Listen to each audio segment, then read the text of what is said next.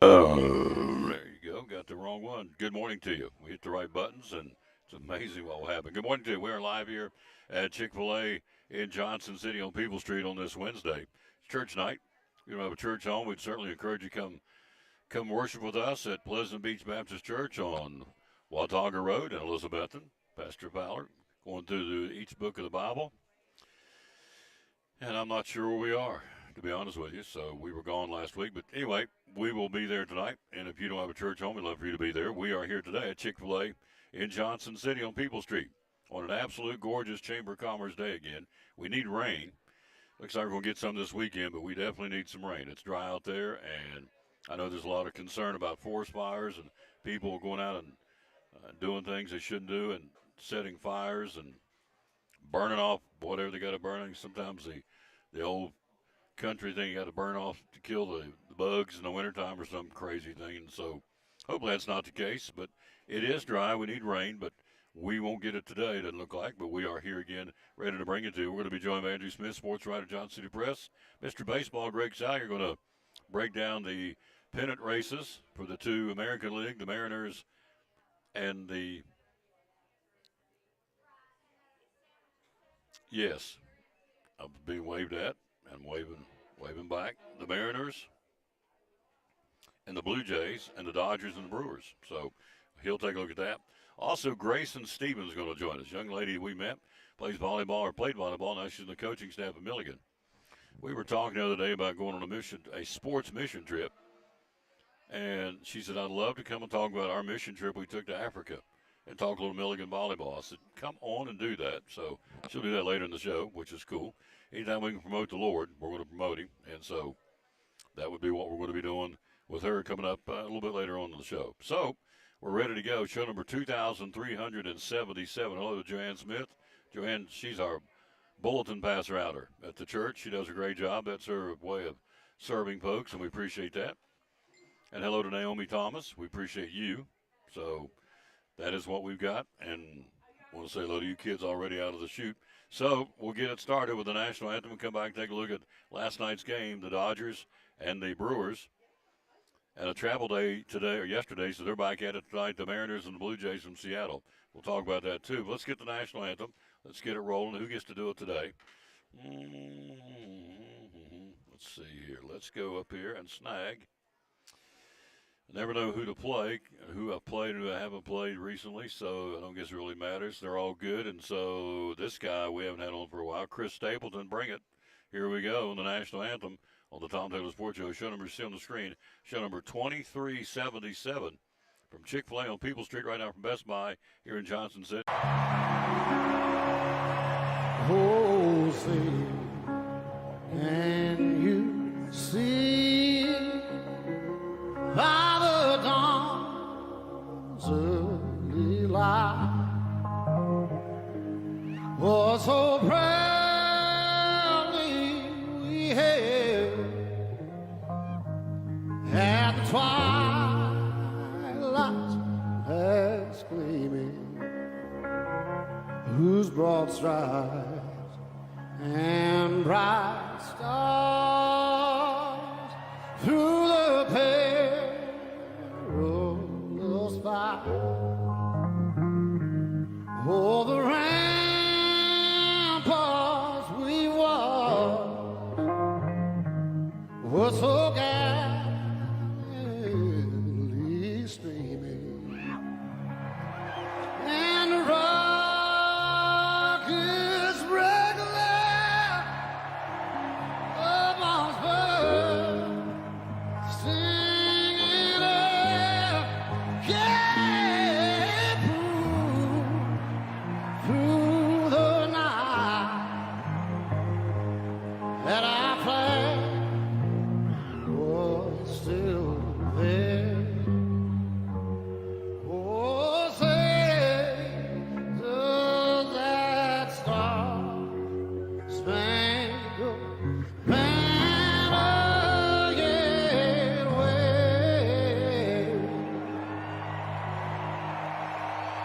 Oh, the land of the free and the home of the brave.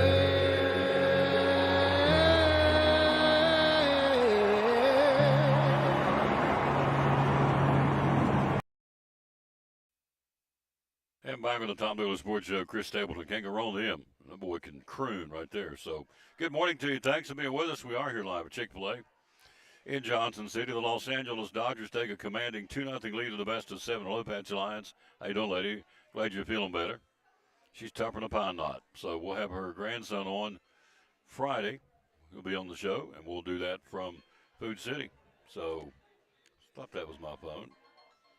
So we'll have that for you coming up on Friday from Food City. David Lyons will join us from Brummett Sports Shop, Patsy's grandson, of course. So you look at the Dodgers, 2-0, 5-1 win last night of the Brewers. They're down 2-0 now, are the Brewers. That's not a good place to be. Story of the game was Yamamoto, the starter.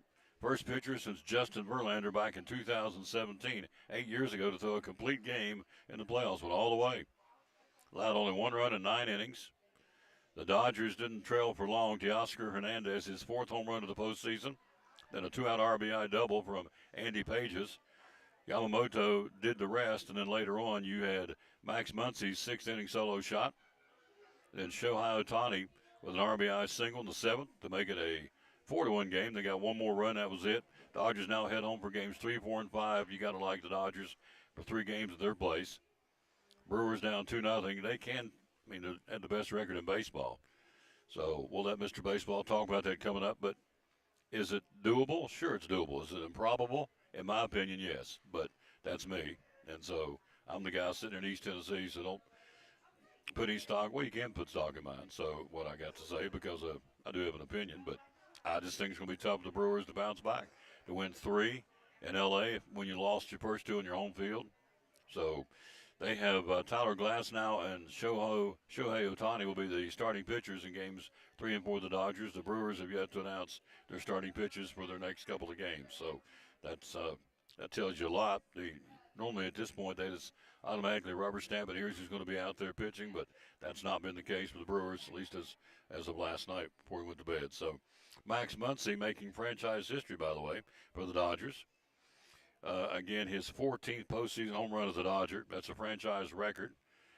He was tied with Corey Seager and Justin Turner with 13. Duke Snyder had 11. And Steve Garvey had 10. So now Max Muncy's in the record books for the Dodgers as the most postseason home runs, which is pretty impressive when you look how many years the Dodgers have been in the playoffs. And so Max Muncy is doing it. The Brewers facing long odds. So to bounce it back, if you're a Brewers fan, you're in trouble, and you know that. And if you don't know that, I'm going to tell you, you know that. So Thursday will be game 3. Tyler Glass now for sure going for the Dodgers tomorrow night. The Brewers have yet to announce their pitcher. Tonight you've got game 3 in Seattle. Place will be nuts. George Kirby for the Mariners and Shane Bieber will go for the Toronto Blue Jays in game 3 of that one. And, of course, as you know, the Mariners are up 2-0 in that one. So the odds are against the Blue Jays and the Brewers. Going to the other team's home field that's leading up 2-0. I think it'll be very tough to overcome, but we'll see. Because, as you well know, they don't play it on paper, they play it on the field. Tom Taylor Sports Show on the road at Chick-fil-A.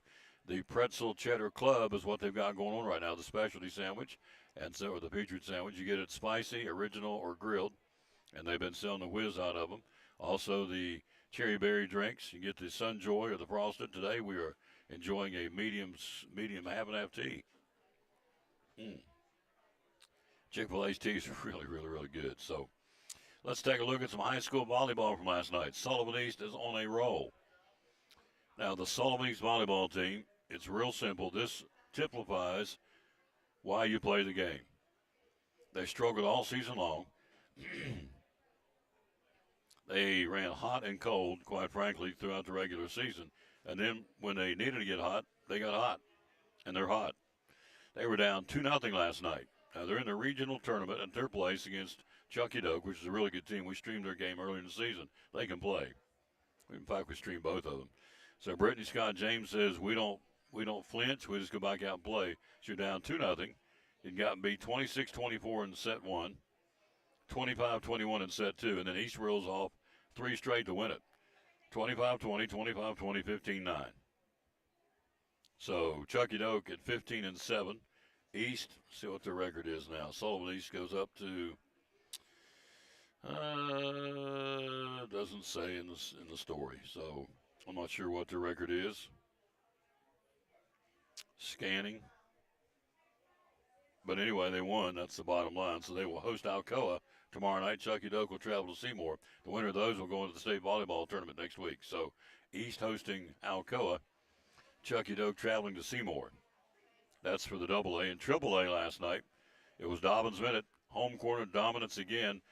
Straight sets, 3-0 over Science Hill. In front of a raucous audience in Buck Van Ness, which it should be. DB is at 22-8. Science Hill at 29-10. DB has defeated Science Hill 4 out of the last 5 meetings, including the last 4. Has yet to lose a set in the Buck Van Ness Dome. That's an incredible stat. Have yet to lose a set. They'll be at home tomorrow night. 4 teams are competing in the 2 sectional spots on Tuesday. William Blount, Clinton, Maryville, and Anderson County. So one of those teams will come to the Buck Van Ness Dome tomorrow night, and Science Hill will travel to one of those. Science Hill, who defeated the Indians in the first meeting early in the season, jumped out at one point at a 6-point lead. But in volleyball, this is what I've learned. In volleyball, it can change like that, and it typically does. And so DB gets on a roll, and they win it. So they'll hit the road to face the Region 1 AAA champion on Thursday. So Dobbins Minute will stay at home, and Science Hill travels. East will stay at home, and Chucky Doak will travel. So there you go. In soccer last night, Daniel Boone's girls soccer team, enjoying its first 10-win season over a decade, made it 11 on Monday night. They defeated Westridge 7-0. Avery Ellis led the balanced attack with 2 goals. Kira Lynch, hope I'm saying it right, Sophie Ashby, Chloe Collins, and Kylie Upman each found the back of the net once. Lady Blazers will take on Science Hill at 5 o'clock in the district semifinal. Tennessee High beat Crockett 5-0. In soccer, they'll take on Dobbins Minute at the semifinals. So that was from last night in soccer. Congratulations, one more soccer thing. You have East defeating Unicoi County 5-0. East will play Elizabethton tomorrow night, and they'll play that one at home at Citizens Bank Stadium. So Cyclones have qualified for the regional. So have the Lady Patriots, who are with a record of 5-8-4, and so they will play tomorrow night in Elizabethton to take on the Lady Cyclones for the district soccer championship. University High blanking Gatlinburg Pittman 3-0. The victory advances UH to tomorrow's championship game against either Pigeon Forge or Cosby, and also on into the postseason and the regional. They're already in the postseason, already into the regional. We're going to move on to the regional next week. So congratulations to those soccer teams and the volleyball teams. We like it. Football Friday night, Cyclones and the East Patriots. It's a blackout. Everybody's wearing black. Somebody heard the promo and said, they texted me and said, blackout means it's going to be a power. I said, no. The blackout means it's going to be everybody's going to be wearing black. So it's a blackout Friday night. Cyclones and East. Cyclones won 6 in a row. They're number 6 in the state. And we'll put that on the line against East. We'll be playing the spoiler. They've yet to win a game, but which means nothing. Again, it's all what you do in the postseason. You can be red hot during the regular season and dominate and get into the postseason and lay an egg.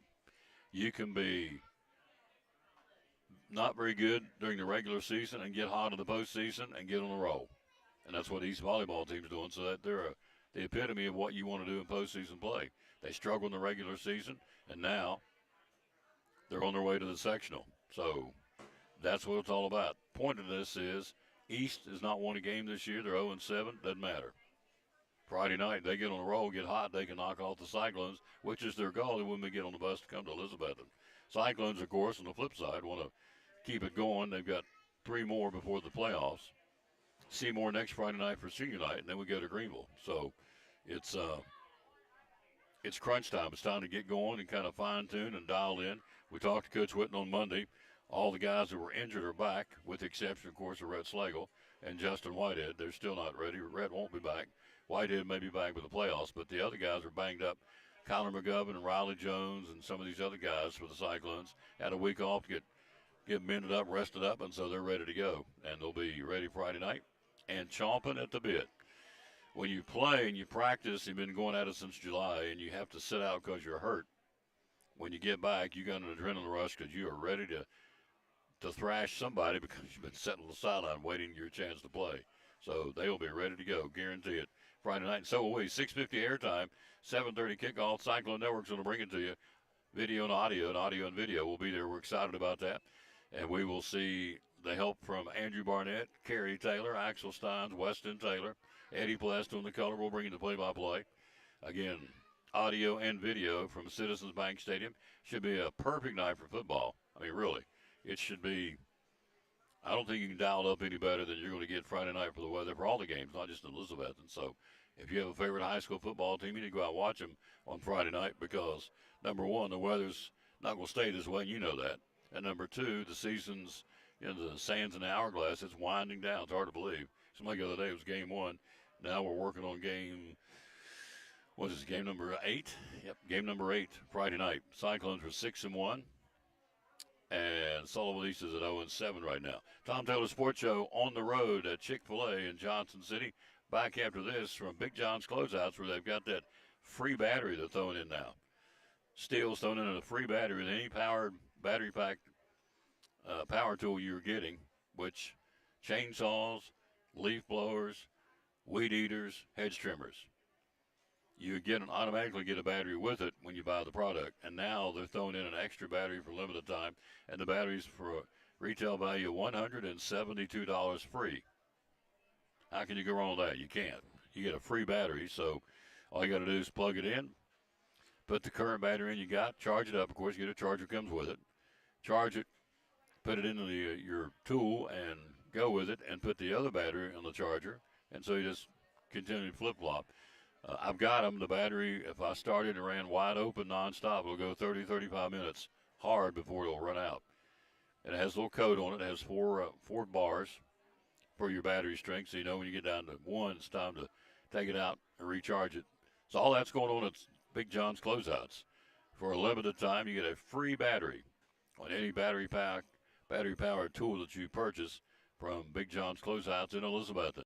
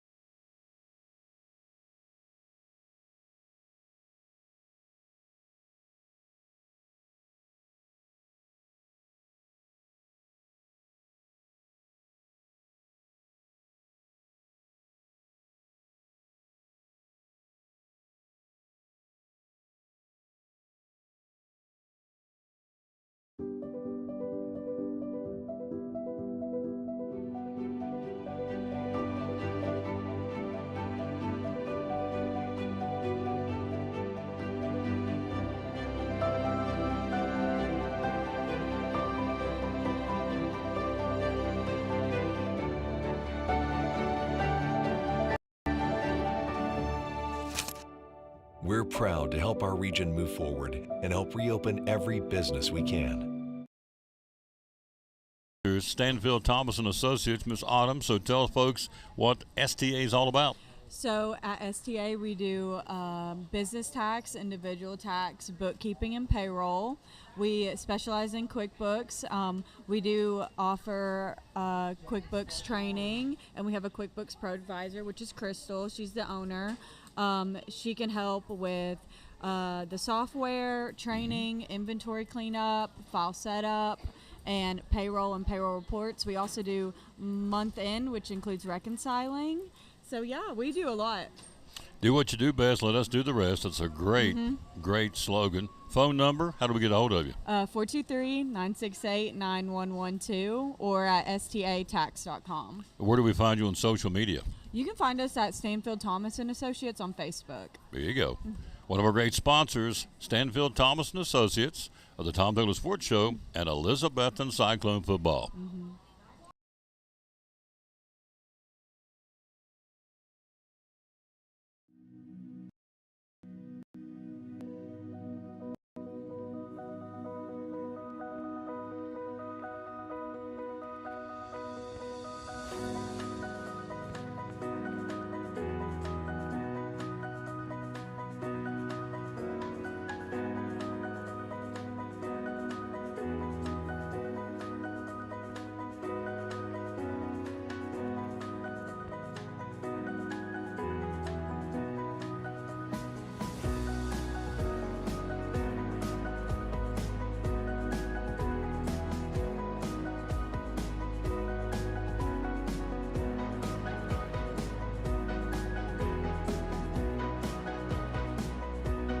Our success is your success.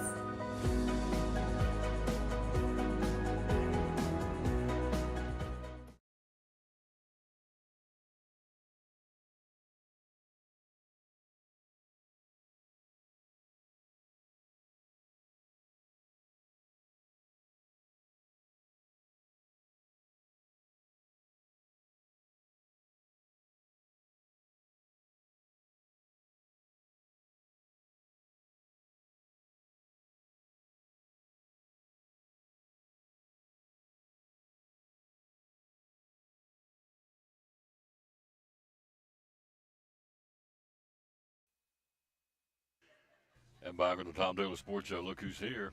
There he is. Howdy, howdy. We bring him in.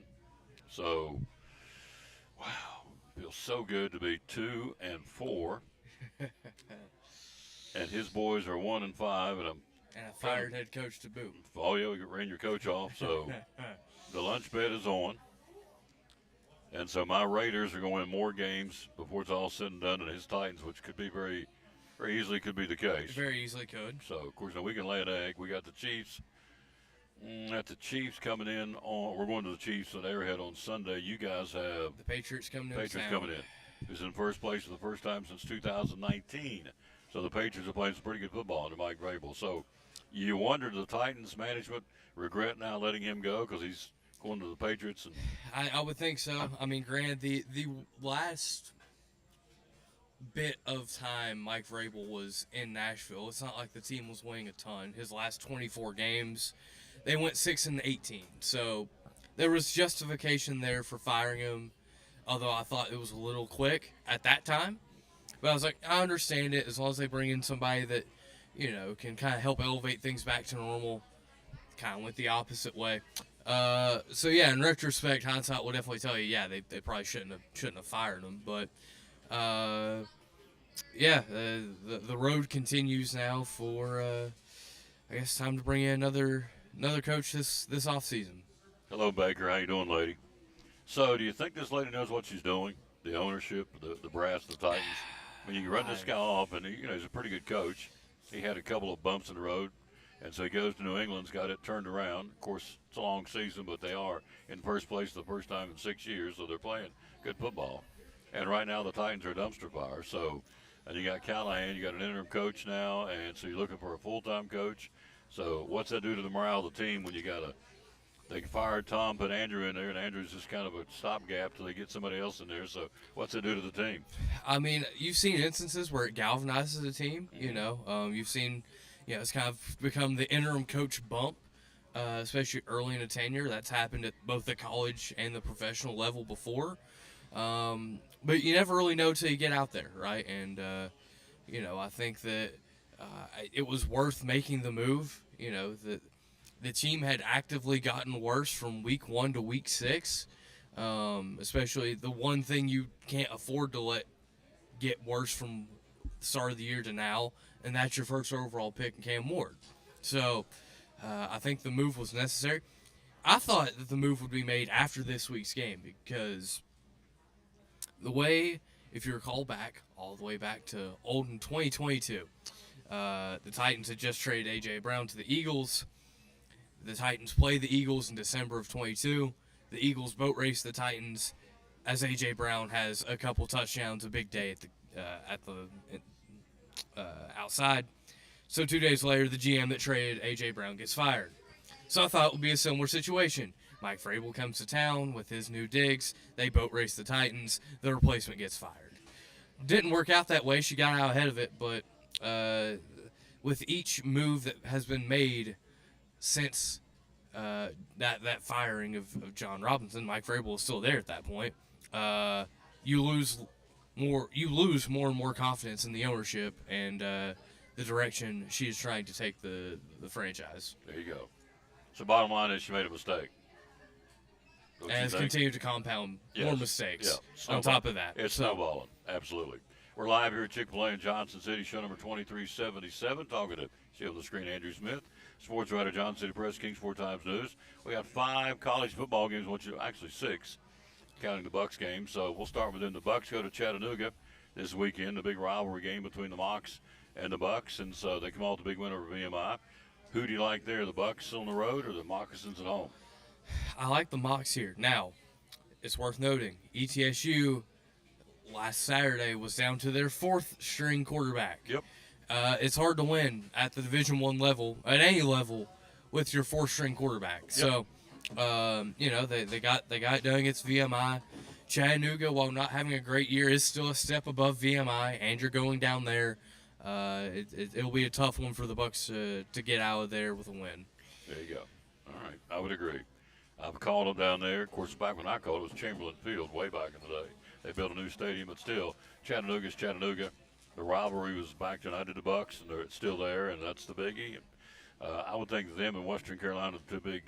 They don't play App State anymore because they're not in conference. They sometimes play them non-conference, but year in, year out, it's still Chattanooga and Western Carolina, and so the Mocs are the biggie, and it'd be tough to beat them down there. It always is. They get a big crowd, and they get wild and loud, and so we'll see. Bucks can do it, but again, when you're down to your 4th quarterback, top 3 are banged up.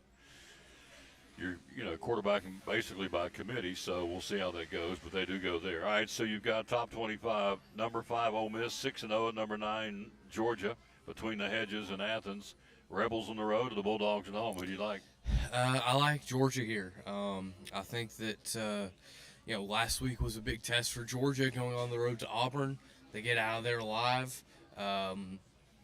Officiating was questionable, but Auburn still had plenty of chances to make plays, and they didn't make them. So you credit Georgia for still finding a way to win.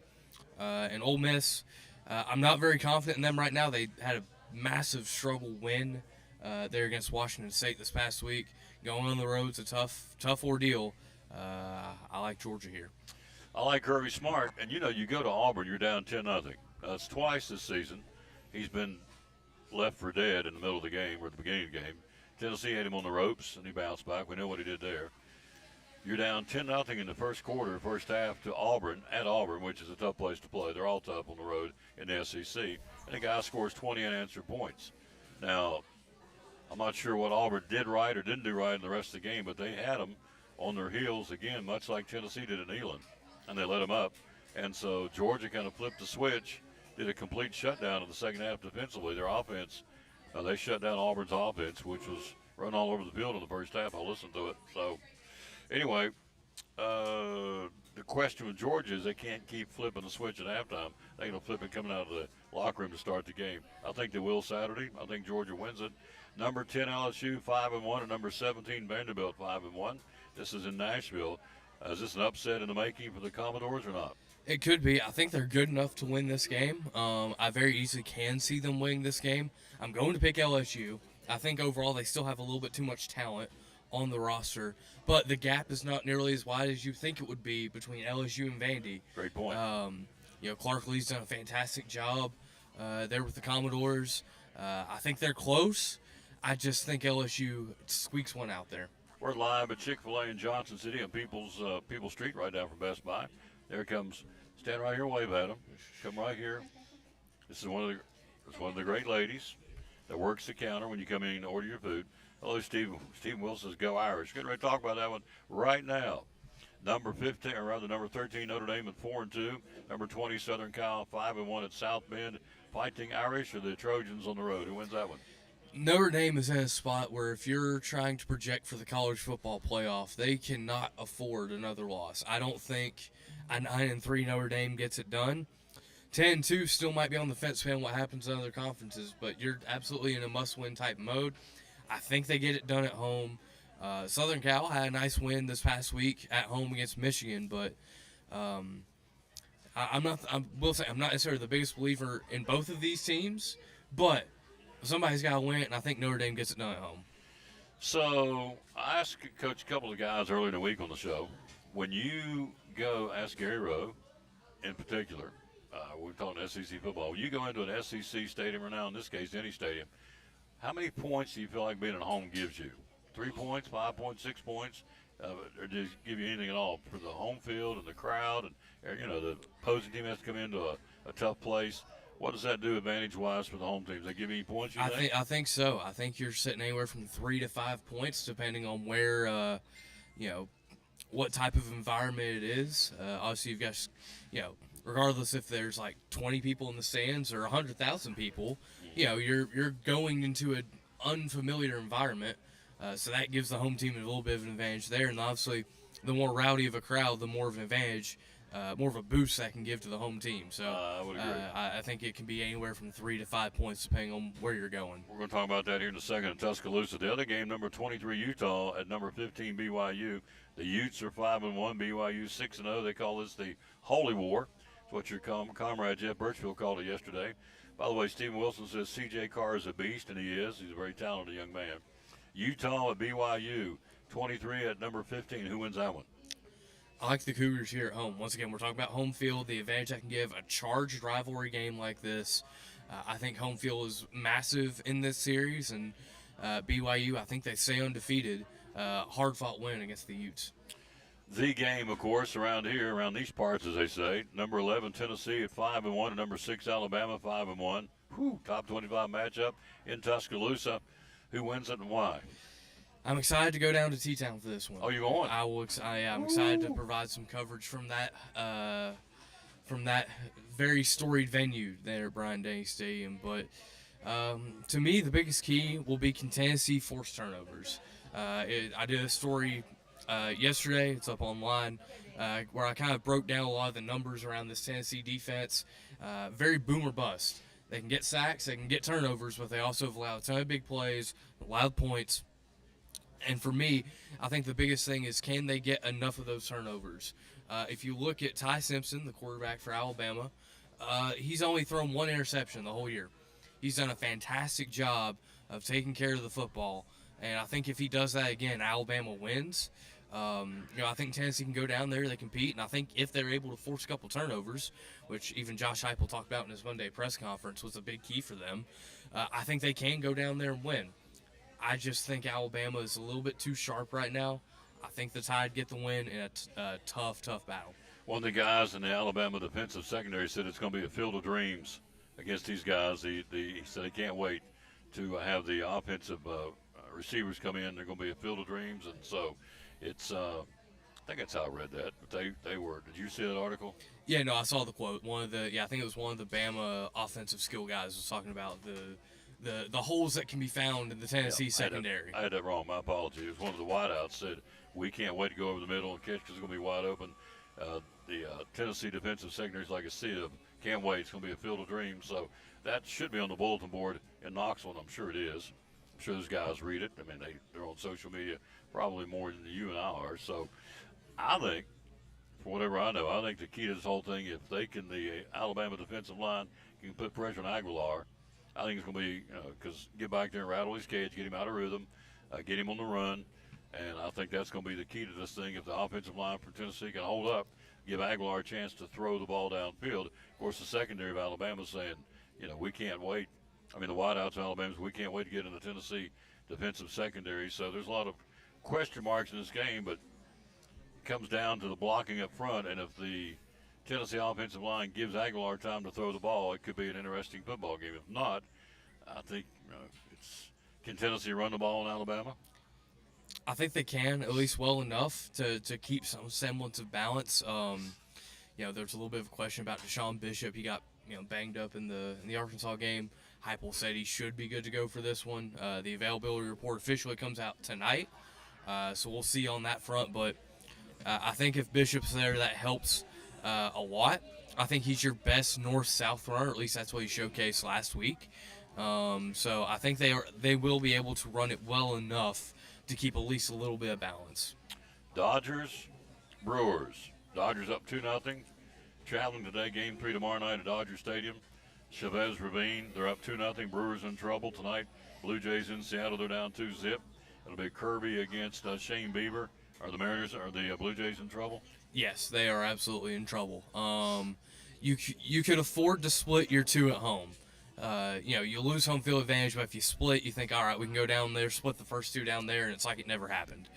You're down 2-0 going to their building. That's a very tough place to play in Seattle. That's a hungry fan base. The only team that's never made the World Series is now 2 wins away from finally doing so and ending that narrative. They've got their pitching staff, I think, is the best, especially rotation-wise for Seattle. I think it's the best remaining of the 4. So, you're going into their building, facing tough arms. Jorge Polanco's having the postseason of his life right now. Between what he was able to do against Tarek Skubal and the Tigers to, that walk-off winner early Saturday morning in that 15-inning thriller. I think Toronto's in big trouble here. Blue Jays in trouble. And of course, if you are Milwaukee, you're going to go to Dodger Stadium. You got 3 games in Dodger Stadium. You're going to try and win all 3. I mean, the goal is to win all 3 of them. Can you win all 3 of them? I don't think you can. I just don't see. I think they're going to get swept. Glass now goes tomorrow night for the Dodgers, and then Ohtani will pitch on Friday night for the Dodgers. The Brewers, as of before I left the house, they have not set their pitching rotation for the games for Thursday and Friday. So I just don't see the Brewers winning 3 in a row. Dodger Stadium taking it back to Milwaukee. That's still in the best of 7. So I think they're both in trouble. So at this point, it would be a Dodger-Mariner World Series, which would be very interesting. It would appear to me the Dodgers have flipped the switch.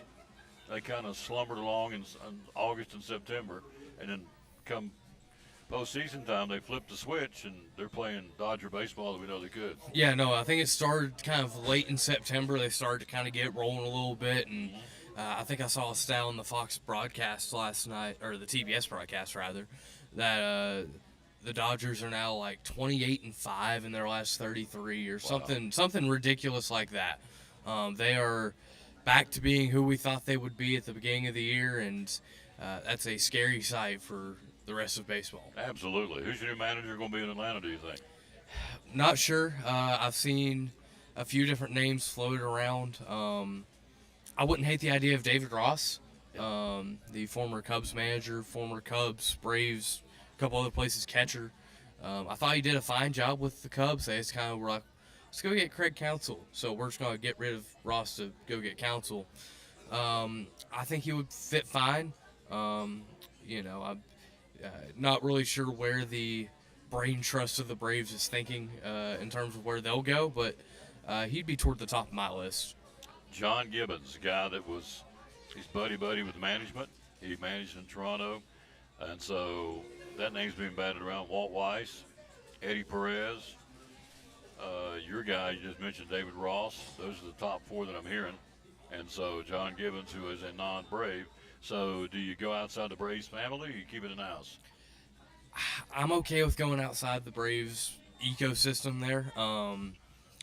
It had brought a lot of success, but also the past couple of years have not been up to expectation, right? They lose in the wild card round. They missed the playoffs this year. So, I'm okay with kind of getting a new voice in there. So if you're the front office management of the Braves, I'm going to make you be Prez. Snitker steps away, did a great job for Atlanta. Does his input matter to you at this point? Would you say, okay, Brian, what do you think? I mean, you gave us some good years, or did they say, thank you for your time, we're going to make our own decision? How does that work? Would you rely on Snitker's input or just do it on your own? I'd value his opinion in the process. He's a baseball lifer. He knows the game inside and out. I don't know if he'd be my ultimate decision maker, but if he had a guy in mind that he would like, I'd at least bring him in for an interview, see what we thought.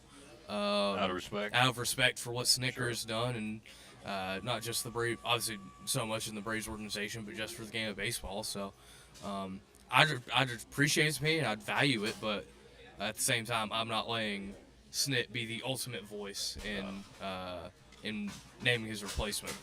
Let's take a look at the polls, high school football polls. Friday night, number 6, Elizabethton home against the Sullivan East Patriots. 6:50 airtime, 7:30 kickoff. It's a blackout. Everybody's wearing black on Friday night. Back-to-back home games. So for all the fuss, and there was, first part of the season we're on the road a lot. So the second half of the season, we're home 3 out of the 4 games. We've got, of course, who did we have? They're all running together. Who did we play? Northview Academy had the Cougars. Yeah, we had the Cougars. And now we had a week off, got East and then Seymour. And then we'll finish things up at Greenville. Then we'll have an opening round. More than likely, I'll go on record and say we'll be at home in the first round of the playoffs for the Cyclones. So we're going to be at home a lot here the next couple of weeks, starting this Friday night. 6:50 airtime, 7:30 kickoff. We'll go audio and video. Cyclone Network team will bring it to you. Andrew Barnett, Weston Taylor, Kerry Taylor, Axel Steins, Eddie Pless, yours truly going to bring it to you. Looking forward to bringing it to you on Friday night. From it looks to be supposed to get rain, which we need. We desperately need rain. It's very dry out there. We're getting rain on Saturday and Sunday. But Friday night should be really a draw it up, about as good as you can draw it up for a weather forecast in October for a football game on a Friday night. It'll be very nice. So get out and support your favorite team. You're running out of time to do it. We're week number 8, and so you're running out of time to do that.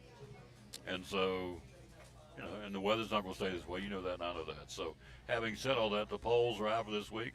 How do we look right now? Yeah, so in single A, McKenzie holds on to the top ranking in the state. Locally, Hampton holds on to the number 5 spot. They were 5 last week. Awesome. In 2A, Milan is your top-ranked team in the state. They were last week as well. Happy Valley stays at number 10 in Class 2A. They were number 10 last week as well. In 3A, as they should be. Yes, you've heard me again on my soapbox earlier this year. They should have been ranked, and they finally have been the past couple weeks. Yep. In 3A, Westview is the number 1 team in the state. Gatlinburg Pittman's number 2. That's about all there is locally in 3A. 4A, unsurprisingly, Alcoa still number 1. Yeah. Greenville number 2, still number 2 from last week.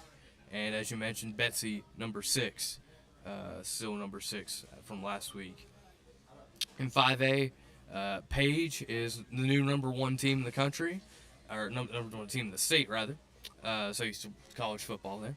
But Page, number 1 team in the state, they climb up to 1 after Sevier County got upset by Grace Christian last week. Sevier County falls to number 3. No local teams in 5A.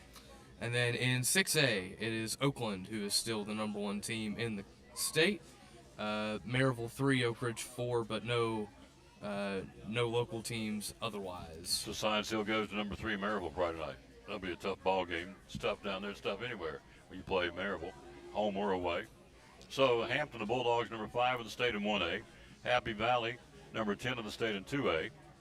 Elizabeth, number 6 in the state in 4A. So interestingly enough, we do this every year. There's 3 teams from Carter County in the state polls: Hampton, Happy Valley, and Elizabethton. So, and of course Greenville, number 2 in the state in 4A. We'll see them in a couple of weeks. On a Thursday night, they're going to keep it on Thursday. We're talking about moving it to Halloween, and they're going to leave it where it is. And so Tennessee High has to go to play Sevier County Friday night, who got knocked out of the number 1 spot in the state. So they're going to take it out on the Vikings if they can. Tennessee High's got their hands full. Science Hill goes to Maryville. Talked about that.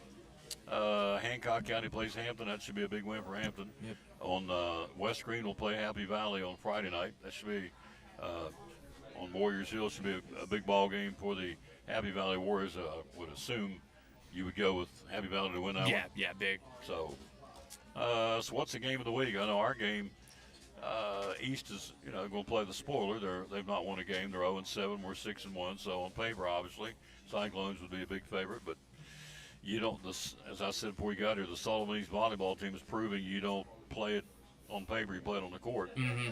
They were a roller coaster team all season long, and now they're a step away from going to the state volleyball tournament. She's really done a good job of Brittany's done a fantastic job with that program. I've followed most of this run since Monday, and my goodness, they're playing their best ball at the right time. Yep. And last night was probably the most impressive win I've seen them get. A reverse sweep to win a region championship. They were down 2-0. They were down 2-0, and they came back Won to 3 win. straight. Yep. So when you do that in a pressure-packed tournament situation, if you lose, you go home, or in this case, you travel. They'll be at home tomorrow night against Alcoa, and Chucky Doker lost will go to Seymour. So, when you're down 2-0 in a pressure-packed postseason, trying to stay alive or at least stay at home, because you're playing on Thursday somewhere, but you don't want to go on the road. The statistics will prove out you want to be at home when you get to this point in volleyball. DB will be at home. Science Hill will travel in AAA. DB beats Science Hill. I was surprised they swept them 3-0.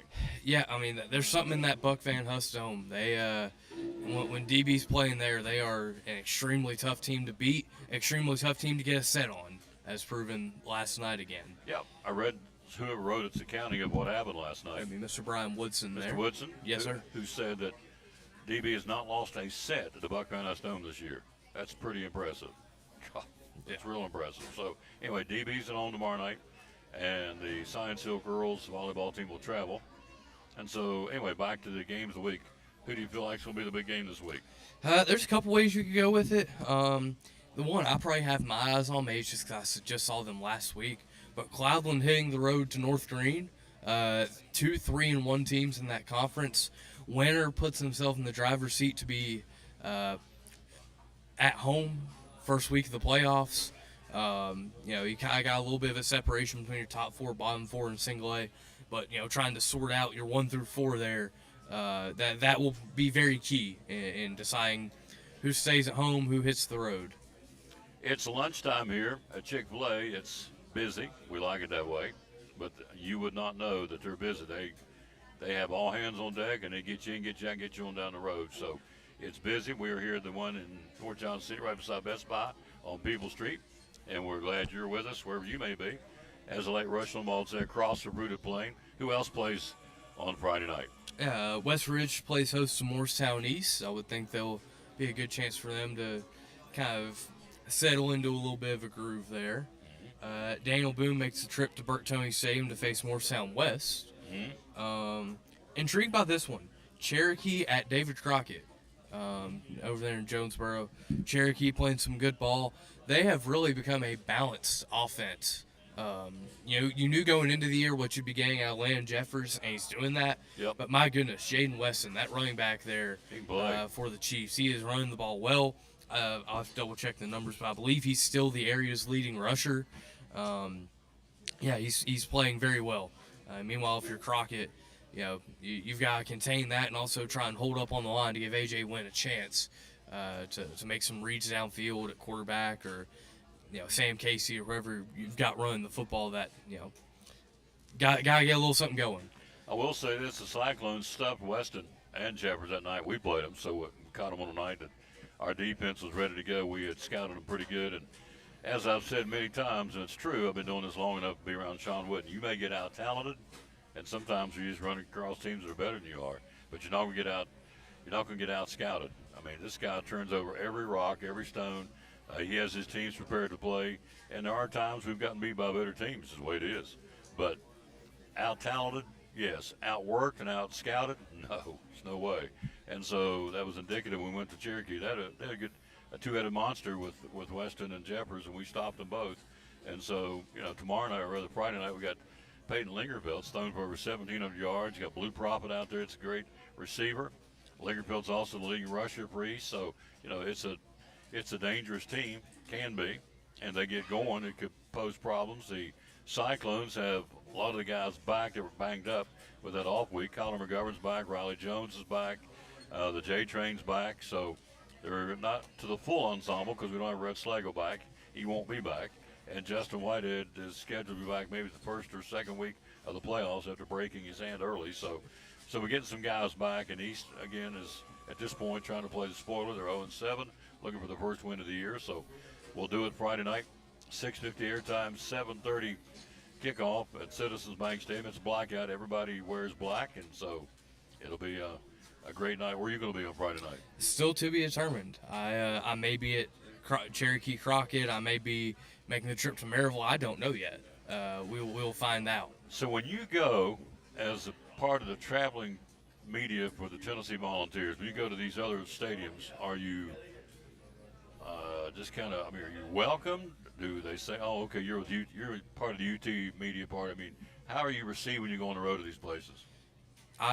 we've been treated well everywhere we've went. As you should be. You know, they obviously, you know, the sports information folks at Mississippi State or Ohio State when we went to the playoff game or wherever, they want their team to win, but they've been more than hospitable to, you know, visiting media or whoever's there. So yeah, I've had a lot of good things to say about everywhere we've went to this point. Yep. And so you're going Friday night or Saturday to Bryant-Denny Stadium in Tuscaloosa. Place will be rocking. They feel like they owe Tennessee one, and I guess they do if you're an Alabama fan from what's happened over the last couple of years. DeBoer, you know, he caught some flack early in the season. Now he's got him playing pretty well. This will be a real signature win. Whoever wins this game will make a big step to winning the SEC, even though there's teams above them that are undefeated, but still, somebody's going to lose this weekend between Ole Miss and Georgia. So you got a chance. Texas A&M's out there looming, but whoever wins Tennessee, Alabama, is it a fair statement? It's going to go a long way. I think I think that's a very fair statement. You know, if you're Tennessee, you know, you've not won in that building since 2005, I think, or 3. I have to double check the number. But It's been 20 years since you've won in Tuscaloosa. Really? I didn't know that. Yes. So that's an interesting stat. Obviously, going down there and finally ending that would be quite the ordeal. But you've also won 2 of the last 3 in this series, so you know it's would be big for Bama to kind of get back to where they think they should be. So it'll be it's the 3rd Saturday in October, so it's always big. But you know, given the implications of the SEC and the college football playoff races, it's even bigger. Yep, both teams 5-1. So Tennessee has not won in Tuscaloosa since 2000 and. I got to know that before you go get your lunch. Yes, that's a great I put stat. it in my story yesterday, and I forgot what it was. 2003. It was the 5 overtime game down there in Tuscaloosa. They've not won in Tuscaloosa. They've not won in Tuscaloosa in 22 years. I did not know that. That's an incredible stat. So, and people would say, well, where they've been playing, they don't always play in Tuscaloosa. They also play. Well, they play in Knoxville, but for a while they also did Legion Field. But I don't think that this is in Birmingham. Yeah, they play in Birmingham. But they have not played in Birmingham in a good while, actually. Now I want to find out when the last time was they played in Birmingham before I get out of here. There you go. So pardon my scrolling here quick. No, take your time. We're all right. That way I can talk about the pretzel cheddar club sandwich. Have you had it yet? Yes, I have. It is delicious. Is it? Did you get it grilled, spicy, or original? I just got it original, and There you it's go. very, very tasty. Very scrumptious, the man says. All right, so 22 years since Tennessee's won in Tuscaloosa. That's an incredible stat. So if that's not on the bulletin board down in the Vols locker room, it should be. It's like, All right. we're going to try and break the snide here. So Yeah, they've not played that game in Birmingham since 1997. It's been a home and away ever since 1998. But yeah, 2003 they won 5 overtimes, 51-43. Since then, 05 loss, 07, 09, 11, 13, 15, 17, 19, 21, and 23, all losses. did not know that. That's why we bring him on, folks. He adds a lot to the broadcast. Love having him on. So there you be. So next week, we're going to be somewhere next week. Where am I going to be? I think it's in Lingerville Drug Center. And nope, next week we'll be at Food City and Gray next Wednesday. So that's where we need you to be if you can be there. That sounds like a plan. So get you some lunch. You've earned it. By the way, all of our guests eat free, compliments of Chick-fil-A. So appreciate Connie and Tim doing that. They don't have to do that, and they do it, and we appreciate that very, very much. We'll take a quick break. We'll be right back. We're here live again at Chick-fil-A in Johnson City. Mr. Baseball's coming. Talk about, break it down a little bit for you. The Mariners and the Blue Jays and the Dodgers and the Brewers, all that and other things going on off the fields and on the fields. Got some managers trying to find new homes. We got a couple of players opting out of free agency. So lots to talk about in baseball coming up on the Tom Taylor Sports Show. We're talking to Joseph Taylor, one of our great sponsors here on the Tom Taylor Sports Show and Cyclone Sports. And what's going on at Ivy Hall Nursing Home? Ivy Hall, we would love to have short-term rehab patients. If you go in for knee surgery, shoulder surgery, stuff like that, you need a little bit of rehab, please consider Ivy Hall. We have private rooms for our short-term rehab patients. We offer physical therapy, occupational therapy, speech therapy, full-time respiratory therapy. We'd love to take care of you. Looking for help? Looking for folks to work there? Absolutely, 100%. If you want to come in, if you're a CNA, LPN, RN, you want to work in dietary, laundry, housekeeping, we would love to have you. You can go to ivyhallnursinghome.com and fill out an application. Somebody will certainly call you back if you put in an application. Yep. So all these different folks, you take care of these different therapy programs, right? Absolutely. We love the short-term patients. We love the long-term patients. Either one, we want to take care of anybody that comes our way, for sure. Social media? Social media, Ivy Hall Nursing Home on Facebook, and like I said, ivyhallnursinghome.com. There you go. One of our great sponsors, folks. Love promoting them. Again, the great folks here in Elizabethton, sponsor of the Tom Baylor Sports Show and Cyclone Sports, Ivy Hall Nursing Home.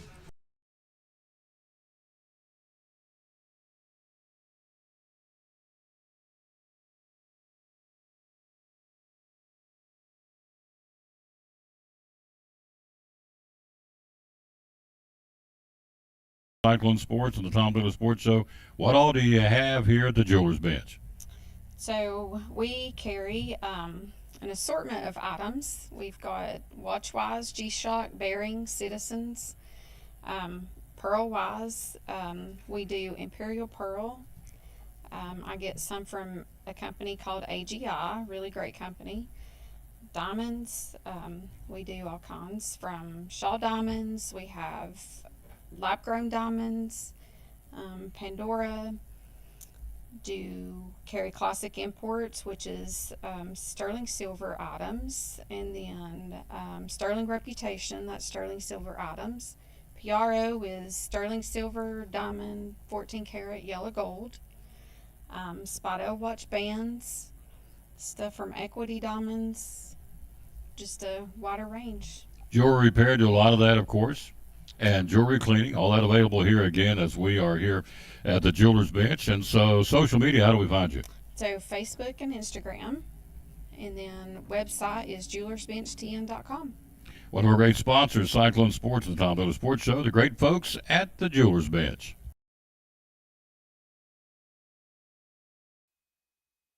Back on the Tom Baylor Sports Show, is your mother watching? She's watching. Oh, boy. So I'm sounding like Axel Steins now. Oh, boy. Love me some Axel Steins. He'll be with us on Friday night, Cyclone football. You have come bearing gifts. You're like the wise man. I have, yes. Ev, you're so goofy. No. Tom, you're so goofy. I'm not goofy, Tom. I made you oh, my gosh. So Even comes this little thing. Yeah. She said might not want to hold it that way because she's not too sure how strong that thing would be holding it by the handle. But anyway, there it is, Tom. You have been asking for pumpkin pie. Whoa. Look and there it is. She said, I'm afraid it might be too sweet. I said, too sweet's not bad. Not sweet enough would be bad, but too sweet, you can probably never get it too sweet. Can't get it too sweet at pumpkin pie. So yeah, so anyway, there it is. So that thing was a pumpkin just a few days ago. Oh, really? Oh, it was fresh pumpkin, yes. So if you would walk over and ask Amanda to get me a fork, okay, we're going to break this rascal. You want to get 2 forks, you want some of it too. I'll taste it. We'll share it. I'll taste it. Absolutely, we're going to do it on the air. Okay. His mother made me a pumpkin pie, homemade pumpkin pie. You think I'm not going to sample?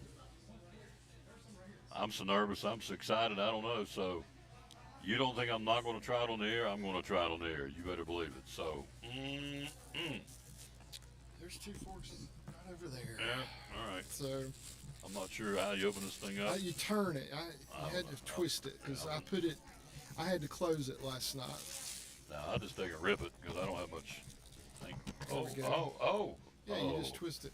Look here. So I've had some ice packs on it in my car, so here we it go. should be good and cool. It's supposed to be cold, so We're going to talk baseball in a second. yeah. You go first. Just give me a little taste somewhere. Oh, I don't care where you get it. Okay, let's just go right there. Doesn't bother me.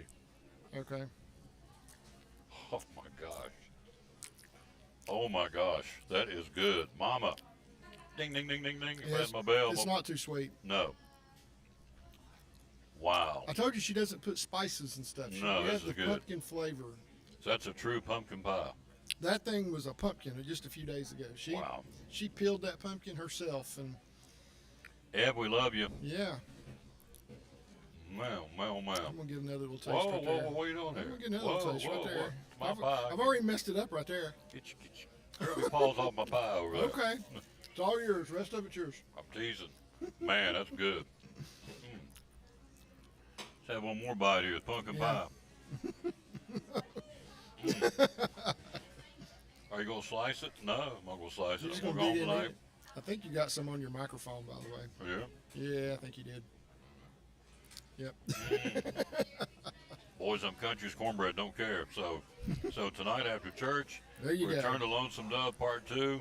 Boom. Dig in. Woodrow called Texas Ranger.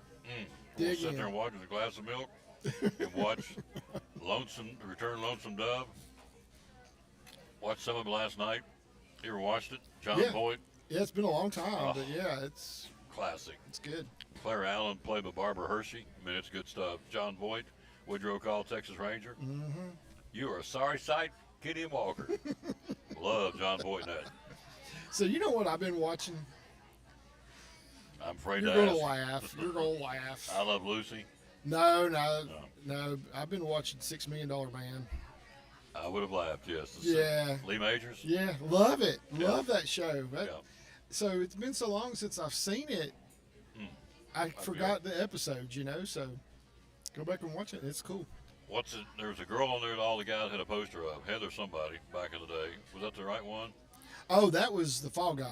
Okay. Heather Thomas. That's Yeah, it. Heather Thomas on the Everybody Fall had Guy. their poster in school. Yeah, Picture of Heather Thomas. Fall Guy was after $6 Million Man. But what I have discovered, how many times Farrah Fawcett Majors guest starred on the $6 Million Man. I had Really? forgotten that. On there a lot. Yeah, she played like 3 different characters that I've already seen, and one of them's a recurring character that keeps showing up. Yeah.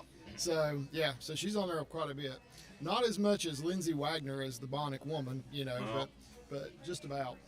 Yeah, that didn't do much to me, Bionic Woman. Yeah. So we used to watch Wonder Woman. Thought that was pretty good. Old Linda Carter. some Carter lady. Yep. Yeah, So, Linda Carter. This is really good right here. Yeah, you better save some for Lonesome Dove. I kind of made a little. You did. You've eaten like a fourth of it, Yeah, probably. I made a little trail Just right there. digging into Oh, it. it's awesome. He's not even tried the crust yet. No. We'll do the crust tonight, but it'll get all over me. But this Yeah. I'm gonna get one more bite, and we'll get into baseball. Eb, this is really good. I normally don't eat on the air. That's kind of been one of my rules. But pumpkin pie, you bring that to me. Of course, we've had the. Did we break out the cherry cream deluxe one time? Cherry I cream. think you might have tried it on the air one time. Oh my Seems like you gosh. did. Seems like you did. Oh my gosh, this is good. This is almost like a custard pie. Real close. Which is my all-time favorite. Okay. If you want to win points with me, you make me a custard pie, and I'm yours. I'm telling you. Okay. It. I remember that. If I ever need anything from Tom, I'll have Mom make him a custard pie. So I'm not gonna make it. That's it. You might not like it if I made it. Oh yeah. No, if you make me a custard pie, we're buddies forever. Yeah. So. Okay. He's already dug this big trail through this pie, y'all. Yeah. All right. Look at this. He's already. Yeah. Going right through it. Like Sherman went to Atlanta. Absolutely. Yeah. One more. Get over here. Okay. Make a little trail. He just went all the way through. All the Yeah. way across. All the way across. All Yeah. right. We're ready to talk baseball. Yeah. We better talk baseball. Put that lid on there and turn it so I can carry it out of here. Yeah. There's a certain way. It's a little bit Tricky. tricky. Yeah. You got to get it just right. So. Well, Yeah, I that's didn't. that's not on there. No, it's That's not not on at all. No. Let me sit it over sit here. over that chair. Okay. Wow. Ev, thank you, dear. It was awesome. Custard pie. Whew, yeah. So she said you'll need to refrigerate it because it's not like the store-bought pies. The store-bought pies have all these preservatives and stuff. That one doesn't. So Yeah. you'll need to refrigerate it. I can tell you unequivocally, I'm off there at 1 o'clock, but 1:30 it'll be gone. I'll sit out in the car and eat it. Don't have to worry about refrigerating. And don't worry about getting home. Wow. All things gonna get home is a crust. I'm telling you, that is really, really, really, really good. Boom, 10 out of 10. Way to go, Ev. It's a wonder you don't weigh 800 pounds. I know. I'm telling you. I'm close though. Oh. right, let's get into some baseball. Mr. Okay. Baseball. Grayson Stevens joins us coming up in a little while. She's going to be telling us about Milligan volleyball. She's one of the coaches. And a mission trip she went on. I want to hear about this. She went on as a student athlete to Africa. I want to hear about that and talk about some Milligan volleyball too. So, all right, Dodgers up 2-0. Mariners up 2-0. Fair statement. The Blue Jays and the Brewers are in trouble. Is that a fair statement? Yeah. Yeah, it is. Big time. Yeah, because, well, for one, both of them are going on the road. Yeah. So when you lose 2 at home and you fall behind 2-0 in a best-of-7 series and you're getting ready to go on the road, yeah, it's not looking good. You are not. I don't gamble, and I can tell you right up front. But if I was, you are not. If you're the Brewers, I'm just telling you, you're not going to go. And the Brewer fans, so maybe we can. You're not going to go in Dodger Stadium and win 3 games. You're just not going to win 3 against this team. They're playing really good baseball right now. Yeah. Like we knew they would, and they flipped the switch. About the last 2 weeks of September, they kind of got it together. Andrew said he pulled up a stat. They're 28-5 over the last 33 games. The Dodgers. Yeah, they've turned it up a notch when they needed to, for sure. They got Glass now tomorrow night and Otani on Friday. The Brewers, before I left the house, have not set their pitching lineup yet. Not. Peralta pitched last night. He's their ace. Yeah. And you know, they started off the game fantastic. Jackson Churio hits the first pitch for a home run. Yeah. So, you know, you look at that in the bottom of the first, the Brewers have a 1-0 lead, but then ended up losing 5-1. Yamamoto just shut them down after that first pitch. Complete game, first time since 2017 when Verlander did it. And the guy I told you that carries this baseball team, I've told you this, Teoscar Hernandez, his 4th home run of the postseason. The guy's come alive. Max Muncy sets the franchise record, which I thought was pretty crazy. Of all the great hitters in the Dodgers' history, Max Muncy leads them with the most home runs in postseason now with 14, which is pretty incredible. Let's see, Trey Turner, Justin Turner, and Trey. I just went blank trying to do some memory. Turner and is it Trey Turner or Justin Turner? Probably Justin Turner. He was there longer. Trey Turner did not Corey play. Seager. That was Corey Yeah, Seager. okay. Trey Turner did not play long enough with the Dodgers. No. So it was Corey Seager and Justin Turner he was tied with. And then Duke Snyder and Steve Garvey are in there too in the talk. But Muncy, But you got to remember, Duke Snyder, when he played, it was all World Series. Yeah. I mean, you won the pennant by winning. They didn't have divisions. when just he went played. right to the World Yeah, Series. you went straight to the World Series. So Yeah. all of his were in the World Series. Steve Garvey had 1 round of playoffs, but that was it. So these guys, you know, you see these records.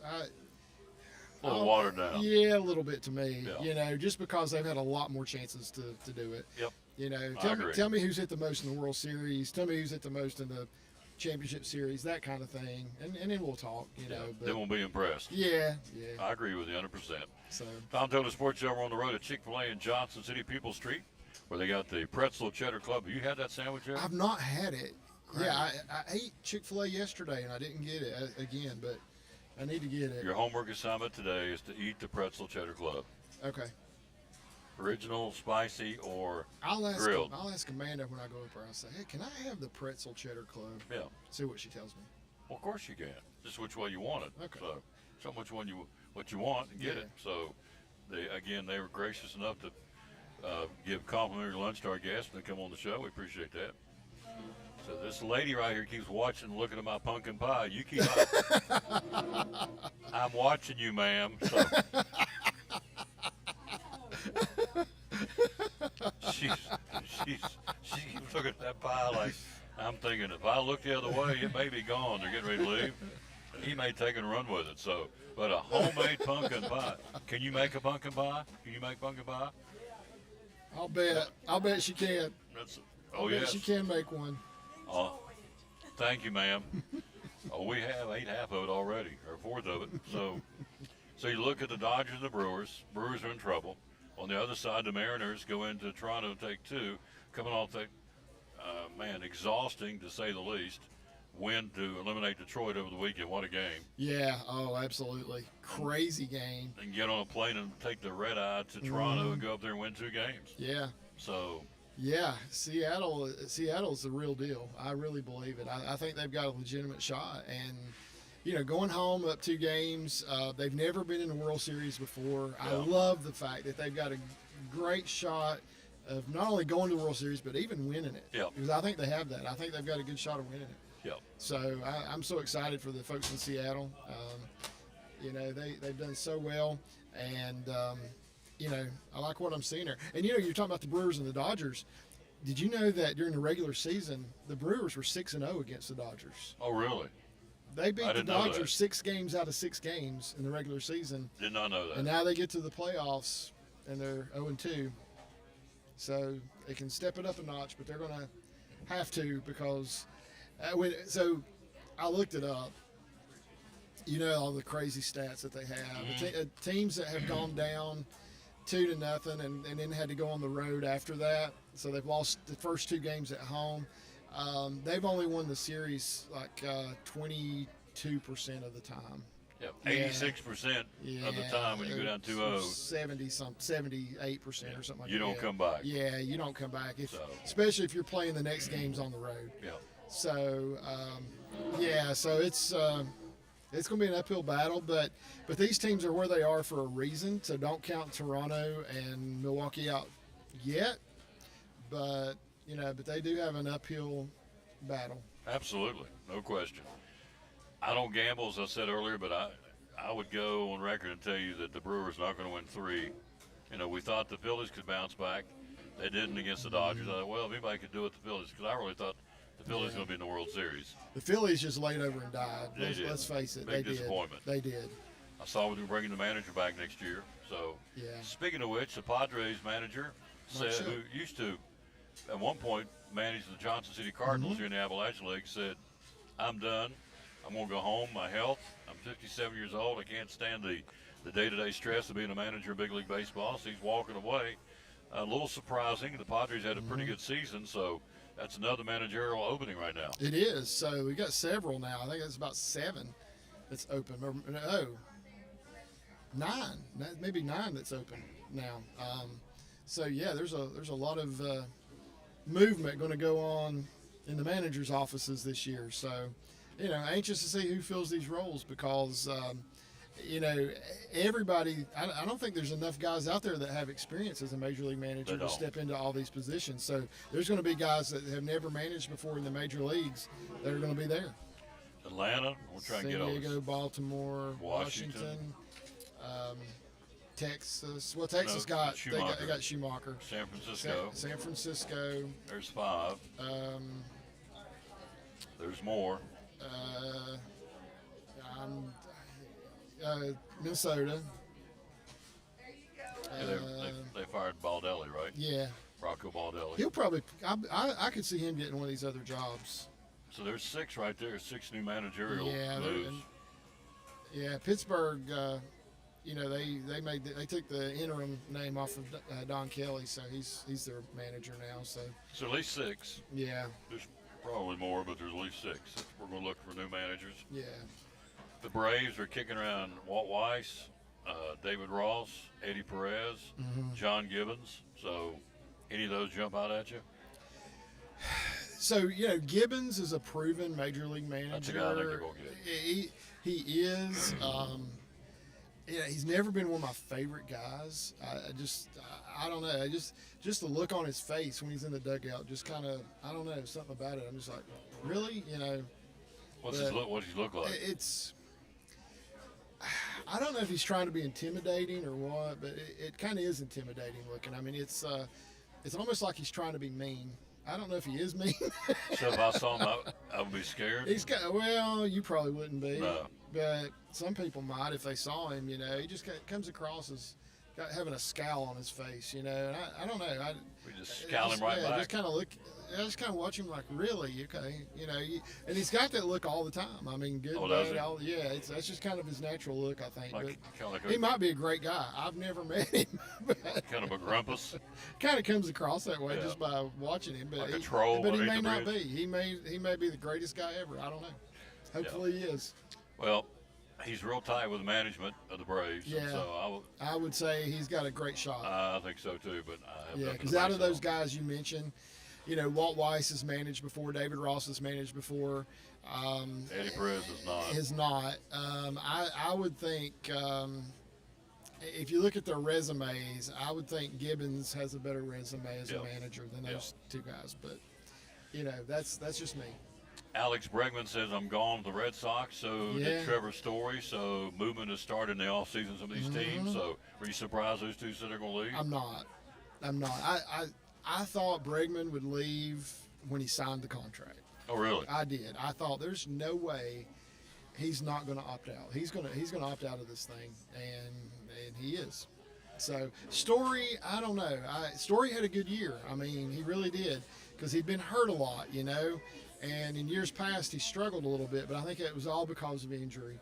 And a healthy Trevor Story is still a solid ball player. So, I can see him. I can see him going somewhere and making some big money. So do you feel confident we're going to be sitting here talking about a Dodger Mariner World Series? As of right now, yeah, you have to be fairly confident that that's where it's headed. I mean, both of them up 2-0, and the way they've gotten there too. I mean, the home run robbery that ended up being a force out at the plate, and then a double play by the catcher running and tagging third. I've never seen a play like that before. Pretty heads up by the catcher, I thought. It was. It absolutely was. Heads up by everybody. I mean, because everybody thought he caught the ball, which it hit the fence, so he did not catch it. Right. So it's a live baseball. It's a live ball. He throws it in, and you could tell the center fielder didn't know what was going on. He was the first guy to touch the ball, and he didn't know what was happening. But his instincts, he caught it, threw it back in. Caught it, threw it back in. Relayed to the shortstop. And shortstop throws it home for a force out. It was a close play, too, at the plate. And if you watched it, the announcers originally called the runner safe because they said he beat the throw. Well, they thought he had to be tagged, but he didn't. They thought it was a tag. They thought it was a tag. He was tagging up from third. That wasn't the case. It was a force out. He was out at the plate. And then the catcher just ran down to third because the other runners didn't run because they thought he caught the ball. Yeah, and they went back to. And they go back to their bases, and the runner at third went back to second, so he just run down, steps on the base, and he's double out. play ball, 8-6-2 double play ball. Yeah. So free agents. It is crazy. I know before you take off here, free agents. So, what do we got for free agents? Who's going to be the biggies off season? Well. Is Judge signed? He's signed, yeah. Alex Bregman, we just talked about him. Yeah. He will be another big one again. Oh, my. What in the world? We're bringing cakes. Oh, my. We got more treats coming. Golly. It's like feeding a bear in the zoo. So, let me look at the free agents for next year because I haven't even thought about that yet. But I do have some breaking news. Break it. The finalists for Gold Gloves have been released within the last hour. Let it rip. So American League pitcher, the finalists: Jacob deGrom for the Rangers, Max Fried of the Yankees, Luis Severino of the A's. Catcher: Dylan Dingler, Tigers, Alejandro Kirk, Blue Jays, Carlos Narvaez, Red Sox. First base: Ty France for the Twins and the Blue Jays, Vladimir Guerrero, Blue Jays, and Carlos Santana, Guardians. Second base: Andreas Jimenez, Blue Jays, Luis Rengifo, Angels, and Marcus Semien, Rangers. Third base: Ernie Clement, Blue Jays, Michael Garcia, Royals, and Jose Ramirez, Guardians. Shortstop: Corey Seager, Rangers, Taylor Walls, Rays, and Bobby Witt Jr., Royals.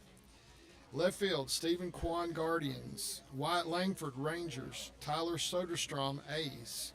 Center field: Kyle Isbell, Royals, Sedan Rafaela, Red Sox, and Julio Rodriguez from the Mariners. Right field: Wilyer Abreu, Red Sox, Adolis Garcia, Rangers, Cam Smith, Astros, and they have a utility Gold Glove now for guys that have played all over. Ernie Clement, Blue Jays, Mauricio Dubon, Astros, and Daniel Schneemann, Guardians. Ernie Clement's on this list twice. Did you notice all the Blue Jays that are on this list? A lot of Blue Jays. A lot of Blue Jays are finalists for Gold Gloves. National League pitcher: Matthew Boyd, Cubs, David Peterson, Mets, and Logan Webb, Giants. Catcher: Patrick Bailey, Giants, Carson Kelly, Cubs, and Luis Torrens, Mets. First base, Bryce Harper, Phillies. Matt Olson, Braves. Spencer Steer, Reds. Second base, Xavier Edwards, Marlins. Nico Horner, Cubs. And Bryce Terrain, Brewers. Third base, Ke'Bryan Hayes, Pirates and Reds. Ryan McMahon, Rockies and Yankees. So he's in the National League because he played longer in the National League this year. Matt Shaw for the Cubs. Shortstop, Nick Allen, Braves. Mookie Betts, Dodgers. Mason Wynn, Cardinals.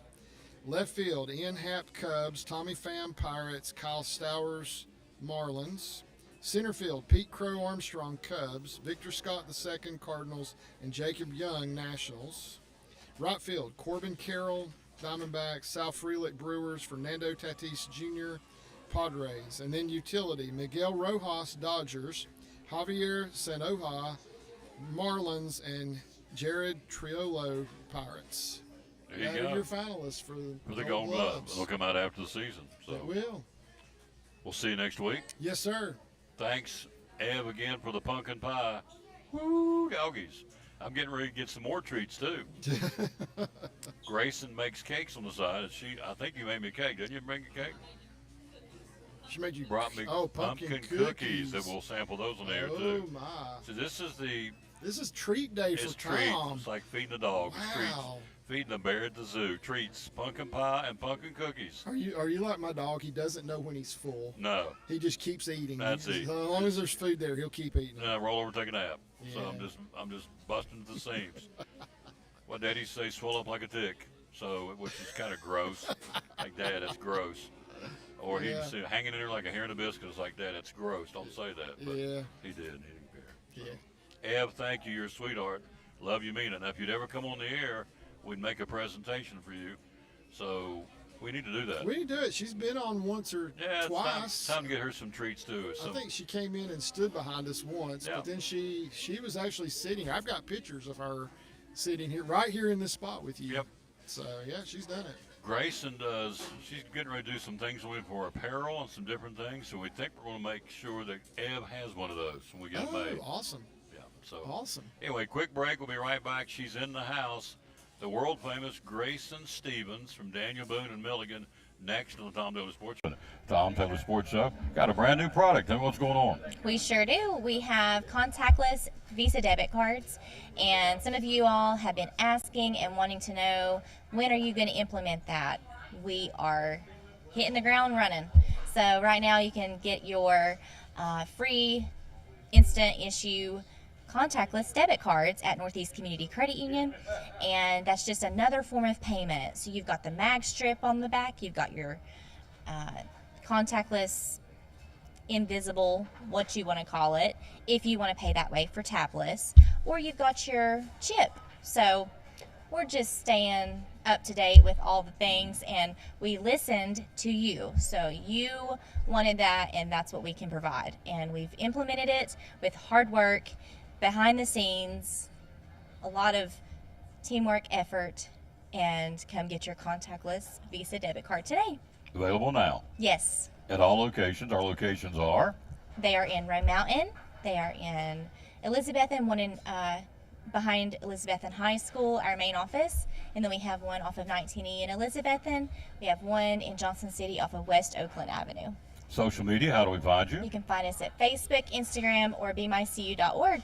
And the magic main number is 423-547-1200. brand new product from Northeast Community Credit Union, proud sponsor of the Tom Taylor Sports Show and Cyclone Sports.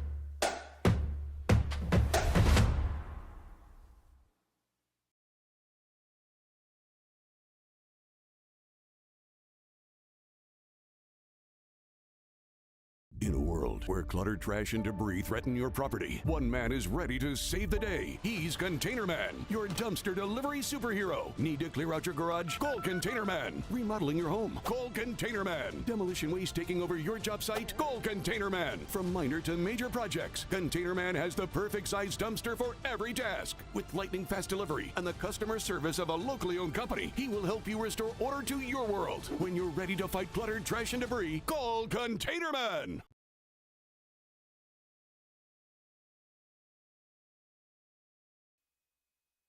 Back on the Tom Douglas Sports. Look, this is the rose and the thorn segment right here. I'll be the thorn, she be the rose. So, how you doing? Good. How are you? Doing great. Grayson played volleyball at Boone. Went on to play at Milligan. Graduated. Now she's part of the coaching staff. We've got them on the stream on Halloween. Can't tell you who we're playing. We're playing somebody on Halloween. And then we've got a doubleheader on that Saturday. I couldn't tell you who that is either, but we've got 3 straight matches coming up. So it's a work in progress. This is a young volleyball team, isn't it? Yes, we're very young this year, so we know the challenges that come along with that. But I think that we are managing and handling as best as we can right now, but we're hoping to pick up in the second half of this season. Sure. When you get ready to turn the corner and get into the second half, when we do the home and away. So yes. It's not where you start, it's where you finish. Exactly. And as I said this, case in point, Sullivan East volleyball was kind of hot and cold all season long. Brittany Scott James got them hot. Now they're getting ready to play with a chance tomorrow night to go to the state tournament. And so last night they were down 2-0. You know how tough it is when you play. Yes. In the regional, at home you're down 2-0, and they won 3 straight to beat Chucky Doak. So who's got a good volleyball team? Yeah. So the point of all this is, it's not where you start, it's not where you are during the season. If you get hot at the right time, which is tournament time, then look out. And that's what we're looking for. Right. That's the key.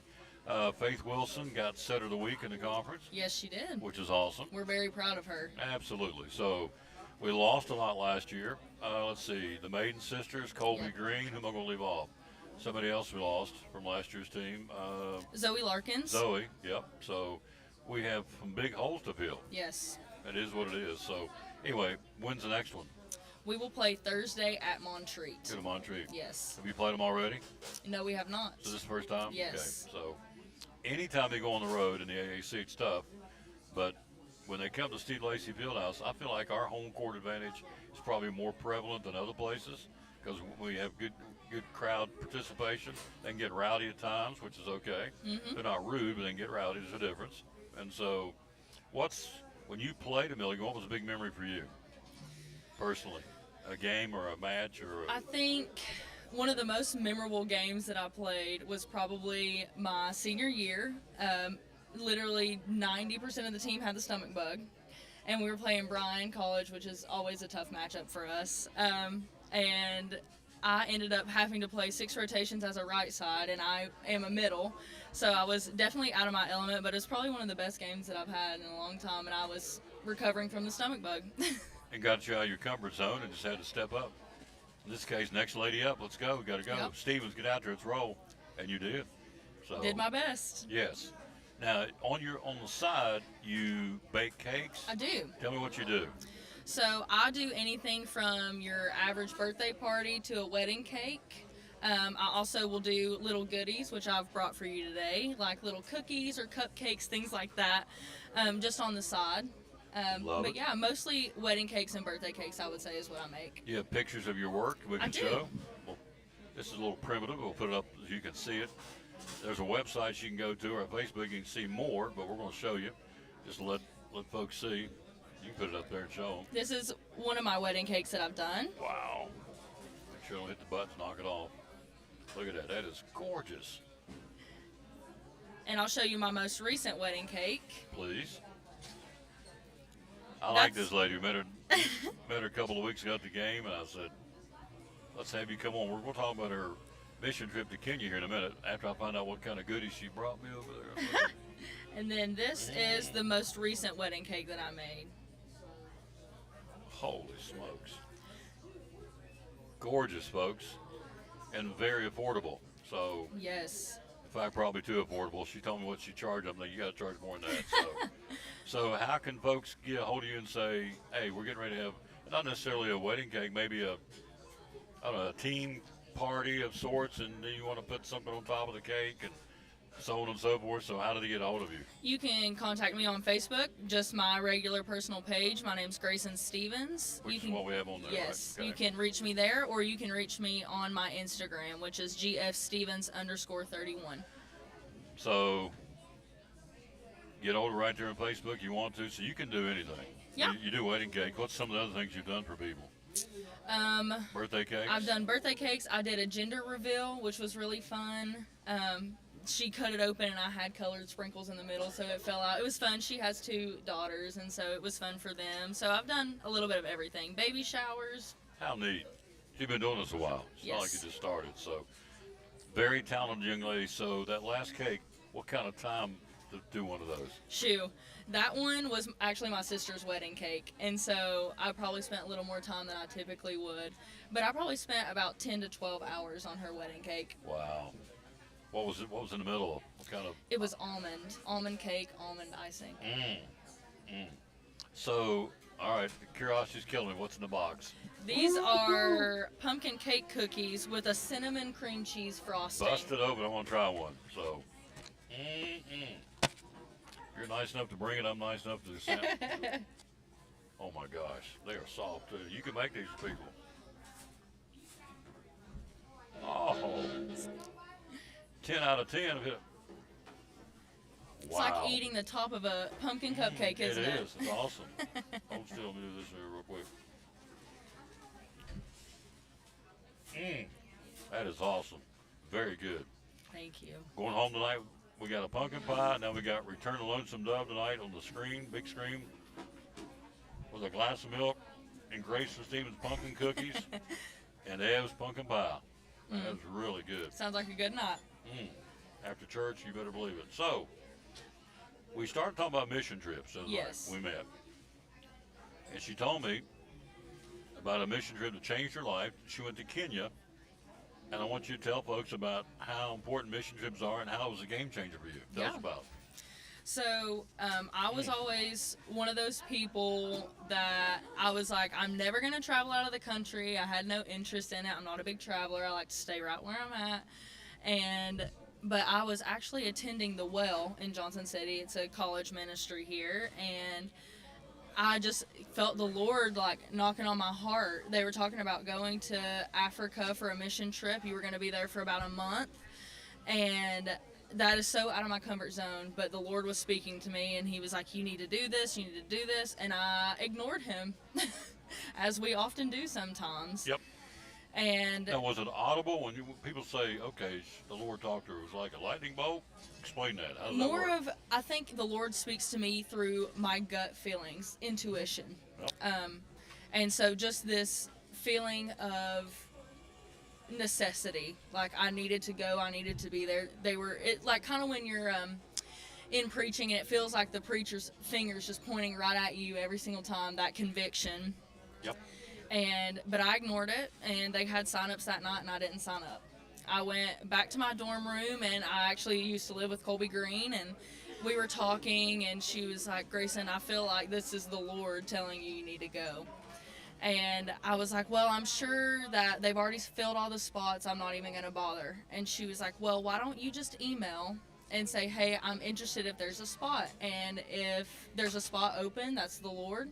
And if it's not, then it wasn't meant to be. And so I was like, okay, that sounds good. So I emailed thinking I was never going to get a response. And I got an immediate response. And she was like, oh, we have plenty of spots. We would love to have you.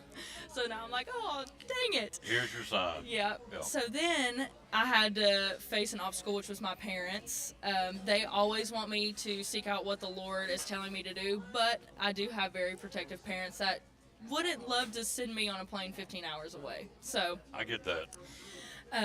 So I asked my parents, and they were immediately, oh, I think that's great. You should totally go. And I was like, Sign number 2. Yep. So I ended up going through all the things in order to make me eligible to go, and packed my bag, and I was off. I made a lot of friends through it, but when we got there, I got to, meet with the locals, and it was just an experience that I don't think anybody can experience here. Right. There's definitely missions here and places to help here, but I think that as a Christian, you should at least go overseas one time and do something in the mission field, because that was a huge turning point for me in my faith. Just seeing faith of a mustard seed lived out and what God can do when you actually truly believe in Him. And these people have nothing. I mean, for a whole month, I used the bathroom in a hole in the ground, just like they've done their entire lives. I ate potatoes and rice basically every single day. And these people have more faith than I could ever have. And I get a home-cooked meal by my mommy every single night. And so... Amen. It's such a blessing to be able to talk to these people and know their stories and what they've come from, and just how pure trust in the Lord can bring you through. So when you got to Kenya, you were talking to Grayson, she went on a mission trip, and I wanted to get her on to talk about it, to Kenya. Have you ever flown before you got on a plane? I had, but only very short flights. The longest flight I think I'd been on was to Florida, like an hour and a half. So you left Tri-Cities, went where? We went to New York to JFK. Right. And then JFK all the way to Kenya. Nah. You're in the air how long? 15 hours. No, that's it. I'm done. I'm a homebody. But you know what? If the Lord says go, you go. Yes. And it's worth every minute of it. So you got there, and you had a chance to, again, live in the village. How long were you there? So we went to Nairobi, and we were there for 2 days, just kind of getting settled in. And then we went to Mount Elgon, and that's where we spent majority of our time. So we were there for 3 weeks on the mountain. Wow. And then we came back to Nairobi to pack up and go home. So a month in total, but 3 weeks of the actual mission. So on the mountain, was it a village?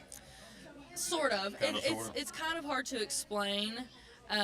Basically just like little mud huts everywhere. Dirt roads, but I mean, it's right on the border of Uganda, so you look out, and I mean, it looks like East Tennessee. There's farmland, there's mountains, like, it's beautiful. I was very shocked, because you think Africa and you think like the Lion King, Yeah. and it's not like that at all. It is like that in some places, and we got to see that as well, But in some places it is westernized, right? yeah. Yeah, which is not always good. So, unfortunately, because sometimes what we take over these other countries that are simple and basic, and all of a sudden we introduce them to stuff they don't really need. Right. And so, anyway, so you had a chance to go over there and you shared the gospel. And would you go back? I would definitely go back. If the time frame and the money allowed it, I would love to go back. Yeah. So what would you say to folks out there that are riding the fence about serving? Because we're all supposed to be serving. I was listening to a sermon that night by Charles Stanley.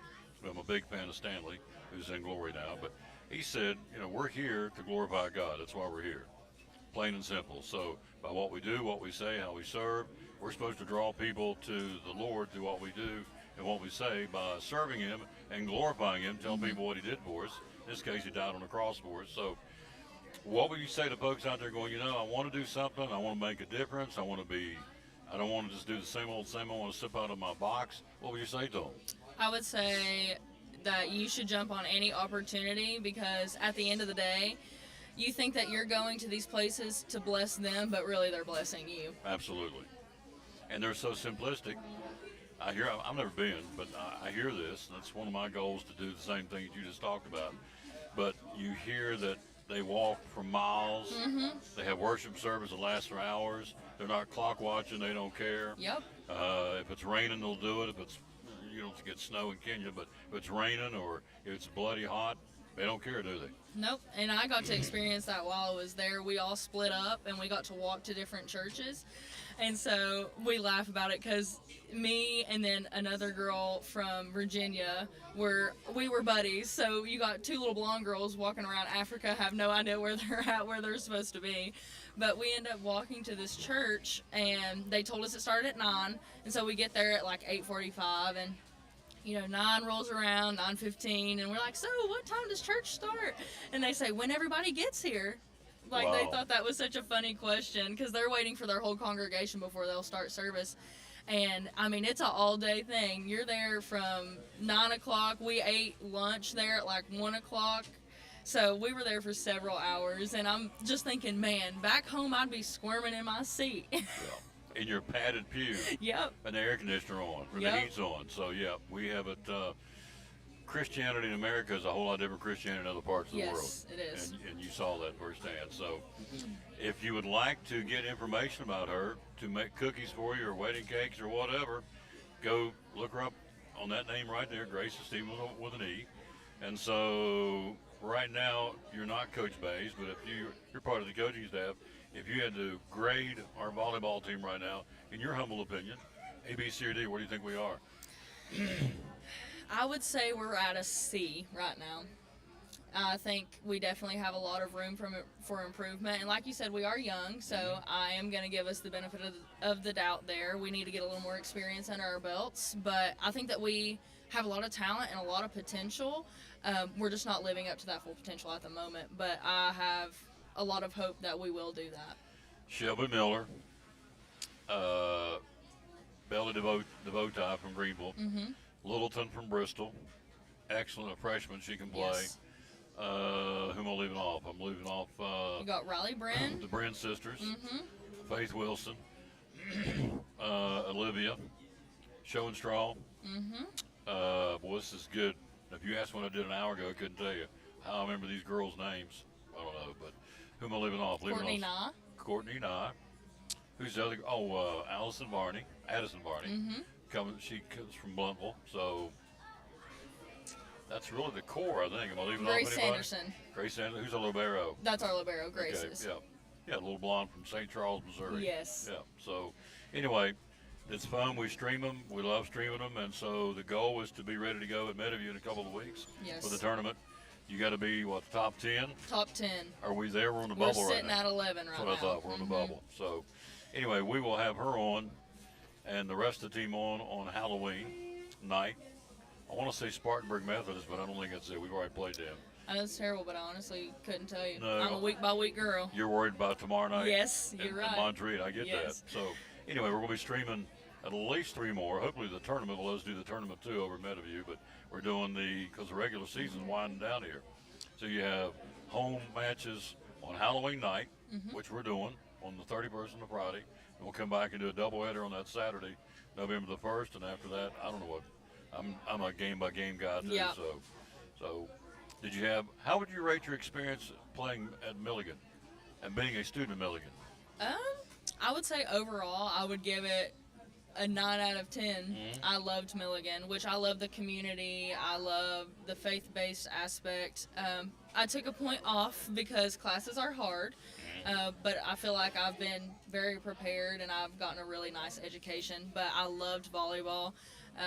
I've been kind of that versatile thrower everywhere kind of girl, which a lot of people don't like, but I always saw it as an opportunity to be able to be on the floor no Sure. matter what. Put me in. I just want to play. Right. I don't care where I'm at. Yeah, I'll do whatever. I just want to be on the floor. Yes. That's the way I was when I played. I don't care what you do when I play basketball. I just want to play. Yep. I don't want to sit over there and ride on the bench. I want to play. And I did. So, very good. Grayson Stevens. Awesome. Anything you want to leave us with, lady? No, I think just come out and support us Yep. and buy cakes. Yeah, and buy cakes. And just go and let her price it for you if you got something coming up. I would think the only thing that really holds her back is your creativity. Now, from what I can tell, you can say, well, can you do this? You like that kind of challenge, do you? Yes, I do. Could you do this? Can you put this number here and do that there? And so give it a whirl.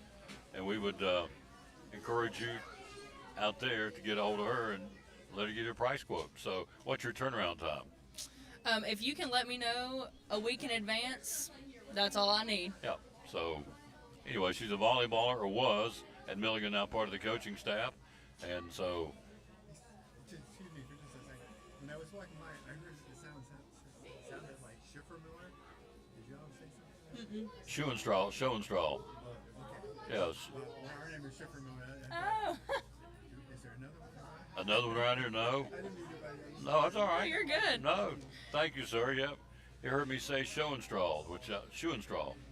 No, it's Schoenstrahl. It is Schoenstrahl. Schoenstrahl. So Olivia Schoenstrahl wanted to do volleyballers, which I would assume is probably German, I think, Schoenstrahl. I have no idea. Me either. I'm from West Virginia, so I don't know. But all I know is those cookies right there are smoking good.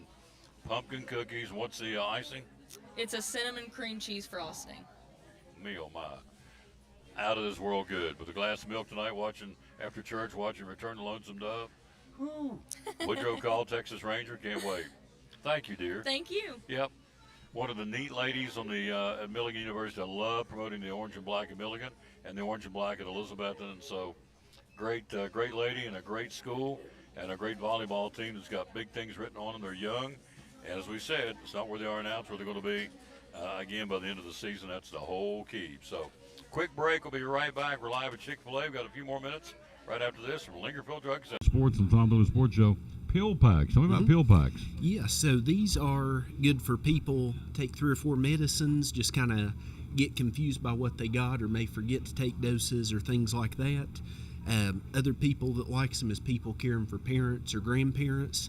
Makes it real easy rather than having to keep up with 10 or 12 bottles and remembering once a day, twice a day. You just come pick up these packs once a month and takes care of everything. Show this one right here. There it is. Pill packs. Mm-hmm. Even they're color coded, so blue stands for nighttime, right? Yep, that does. So you'll do this for anybody? Yeah, sure can. We can do anything just from once a day packs, all your medicines of the morning. Can do them 2 or 3 times a day, up to 4 times a day. For people, it takes 4 times a day medicines. But they're real easy to punch out, so you can just punch them out. That's your dose for the day or the time. And on the front of it's got a information page. It's got pictures of each medicine, tells what it is, and which doctor you got. So that's something when you go to doctors or a hospital or something like that, you don't have to try and remember what all you take or wait till they can get a hold of your pharmacy. You can just rip that page off and it's got all your medicines on there. So it keeps it real simple. And if you're traveling and you don't want to take that whole thing, you just tear out the 3 or 4 days you're traveling, or the week at the beach or whatever, and they stay intact, and so you don't take the whole 30-day supply, just take as you need, and they tear off. Yeah, sure can. And something else kind of similar to that, what we've heard from a few people, taking a lunchtime medicine, especially if you're still working stuff, because you don't want to carry 3 or 4 pill bottles to work, or if you put them in a Ziploc bag or something, they'll get crushed or lost. But you can leave your morning, night at home, just rip off a single noon dose and take that with you, because those little pockets, they're strong enough, if you throw it in your pocket, your pills aren't going to get crushed or anything like that. So pill packs. Pill packs. Good. Another way customer service here at Lingerfield Drug Center. Hours are open? Here Monday through Friday, 9 to 5, and Saturdays, 9 to 12. Social media, where do we find you? On Facebook as Lingerfield Drug Center. And the magic phone number is? It's 423-542-2138. What a neat concept. Pill packs from Lingerfield Drug Center. Proud sponsor of Cyclone Sports and the Tom Taylor Sports Show.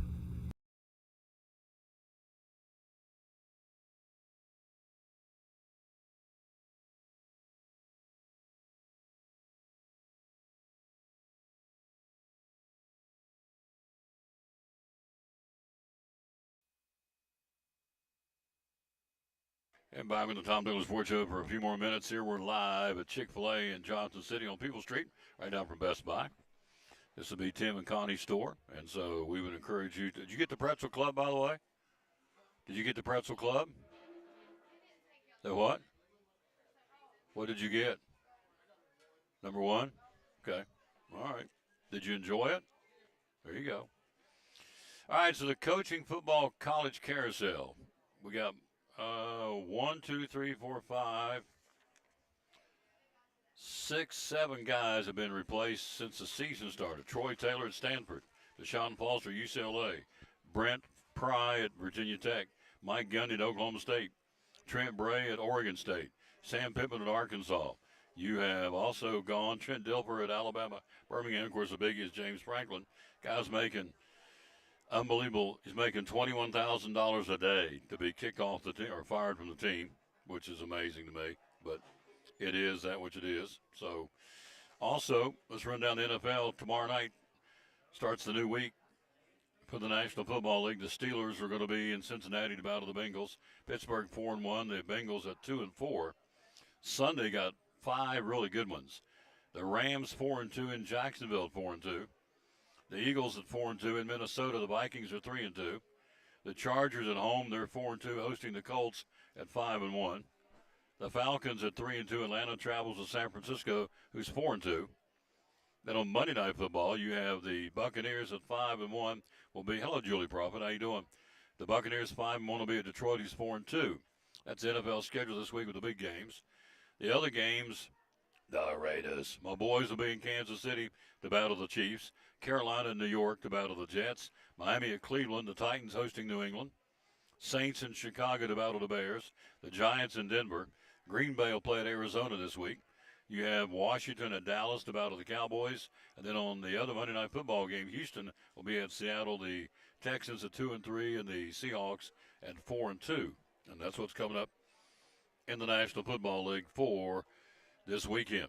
All right, let's see if we can get this over here and get the rest of our notes we can share with you here on the Tom Taylor Sports Show. I want to give you a story about President Trump.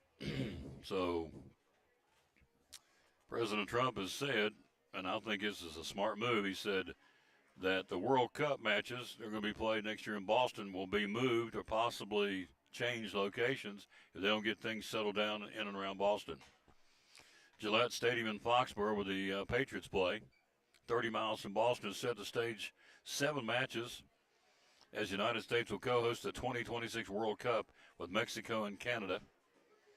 So, again, with the problems in the streets of Boston, Trump says we may move it to another city that's more secure and more safe for the fans and for the players. So, the FIFA, which is the governing body of the soccer, FIFA, has come out and said, no, he doesn't make those calls, we do. And that's not what you want to tell the president, I can tell you. So the World Cup host sites are not up to Trump. The 11 U.S. cities, plus 3 in Mexico and 2 in Canada, are contracted with FIFA. The FIFA, which would face significant logistical and legal issues to make changes. Trump says if it's unsafe in Boston for the fans and the players, we'll put it in another city. FIFA says, no, you're not going to do that. Trump said, if somebody's doing a bad job and if I feel there's unsafe conditions, I would move these matches to another city where it is safer. Let me go ahead and tell you, if he wants to do that, it's going to happen. So whether you want it to or not is really insignificant, because if he wants to do it, he's going to do it. It's real simple. Major League Baseball having its most viewed postseason in 15 years. Viewership is up. Of course, there's been more games, but the viewership is averaging 4 million through the division series. So that is a good thing. I'm sure Rob Manfred is tickled to death over that, because they're getting more and more people watching the games, and so there you go. Now, today you have Toronto and Seattle. Tomorrow you've got Milwaukee. You got both games. Game 3, the Dodgers and Milwaukee. Game 4, Toronto and Seattle. Friday, you have Toronto and Seattle Game 5, and Milwaukee and the Dodgers in Game 4, both of those on Friday night doubleheader. And it goes all the way to the World Series. Actually starts a week from Friday on the 24th, and will go through Saturday, November the 1st, if they go to a Game 7 in the World Series. So it's right around the corner. All right, on the ice tonight, the National Hockey League. Who skates where? Ottawa and Buffalo against the Sabres. Detroit, the Red Wings hosting Florida. The Chicago Blackhawks in St. Louis skating against the Blues. And Utah will be at home against Calgary tonight in the National Hockey League. The Predators have the night off. Now, tomorrow there's an auction going on. CollinsandCompany.com is where you want to go check this out on Bob Little Road. It'll be tomorrow night. You see there at 5:30, a live auction. It's in Elizabethton, 5-bedroom, 3-bath home, over 2,800 square feet on Bob Little Road. So, which is on the 4-lane coming out of Elizabethton heading towards Hampton. You turn right on Pete Hampton Drive and then go on to State Line Road and take a right on Bob Little Road. House is on the left. You can see it for yourself. Go to the website at collinsandcompany.info, and so it'll be tomorrow at 5:30, and that'll be, again, a live auction event for you to check out on your own. And then also, this one is over at 6 o'clock tonight. Here's that lakefront on Butler. This thing is beautiful. Custom log home auction at 6 o'clock tonight. We showed this to you for a couple of weeks, and here it is. Tonight, exceptional custom log home auction. That home is beautiful, and this doesn't. You need to go on the website and check it out. CollinsandCompany.info. It's on Lake Cabin Lake, 375 Lake Cabin Lake in Butler, and it is absolutely gorgeous. So that's going on today at 6 o'clock. That'll be done tomorrow. We move on to where we're going to be tomorrow. Tomorrow we're going to be at Port Travis Deli in Elizabethton. Tomorrow, should I have everything covered? Let's see. Seems like there was another auction I want to tell you about real quick. No, I think that's it. All right, let's run down the college football games. Top 25 Friday night. Miami, the Hurricanes hosting Louisville, and 25th ranked Nebraska with their coach. It says, I like Penn State. Played there, met my wife there. So don't be too surprised if Matt Rule doesn't leave Nebraska and go back to Penn State. Nebraska plays at Minnesota on Friday night. On Saturday, 10th ranked LSU will be number 17 Vanderbilt, the early games. 12th ranked Georgia Tech will play Duke at Duke. 14th ranked Oklahoma will be in Columbia, South Carolina, to battle the Gamecocks. Gamecocks trying to pull the upset. Oklahoma, coming off that loss to Texas, says we need to show the world that we can play. It'll be a good prove-me game for the Sooners. That'll be in South Carolina. 3rd ranked Indiana hosting Michigan State. 4th ranked Texas A&M will go to Arkansas. Number 1 ranked Ohio State, the Buckeyes in Wisconsin to battle the beleaguered Wisconsin Badgers. Number 5 Ole Miss and number 9 Georgia at 3:30 on Saturday, the late afternoon games. Texas Tech will be at Arizona, the Red Raiders at number 7 in the country. Other afternoon games, number 22 Memphis, the Tigers will be at Alabama Birmingham. 18th ranked Virginia hosting Washington State. Night games on Saturday. 8th ranked Oregon will be at Rutgers. Kentucky will play host to 21st ranked Texas, trying to pull off the upset. Southern Cal will be at Notre Dame. The Trojans at number 20, Notre Dame at number 13. 11th ranked Tennessee will be at Alabama, number 6 ranked Crimson Tide. They've not won in Tuscaloosa in 22 years. That's an amazing stat. I didn't realize that. It's a 7:30 kickoff on Saturday on ABC. Alabama's won. Well, let's see. They've won. They've not lost in Tuscaloosa to Tennessee since the 5 overtime game back in 2003. So they've not won in 22 years. South Florida, the Bulls at number 19 hosting Florida Atlantic. Number 16, Missouri goes to Auburn. Number 24, Cincinnati, the Bearcats will travel to Oklahoma State to battle the Cowboys. And 23rd ranked Utah will be at BYU. The Utes at number 23 in the country, BYU number 15 in the country. That's your college football top 25 schedule. East Tennessee State will travel to UT Chattanooga this weekend for their big rivalry game. So that's going to do it from here. Big thanks to Grayson Stevens. Big thanks to Greg Salyer, Mr. Baseball, and Ev, who made me the pumpkin pie, and Grayson made me the pumpkin cookies.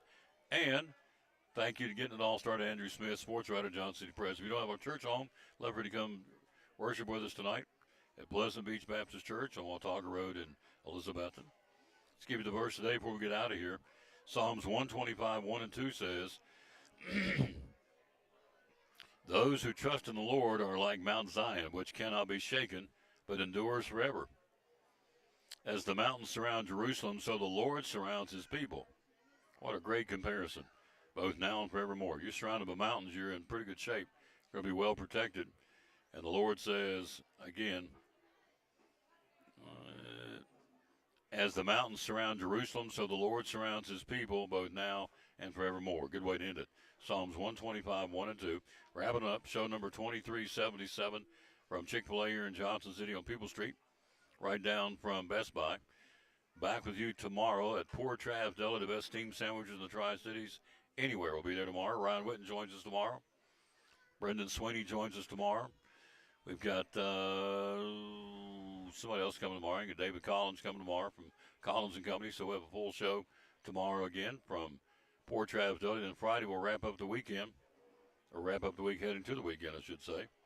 We'll be at Food City in Elizabeth on the Food City Friday. So that's what's coming up. Thanks for watching the show. Back with you tomorrow. As Mama always said, bloom where you planted. And win or lose, be a good sport. Thanks for watching show number 2000. 377 today from Chick-fil-A in Johnson City on his 15th day of October. Hard to believe we're at 70 days till Christmas Eve and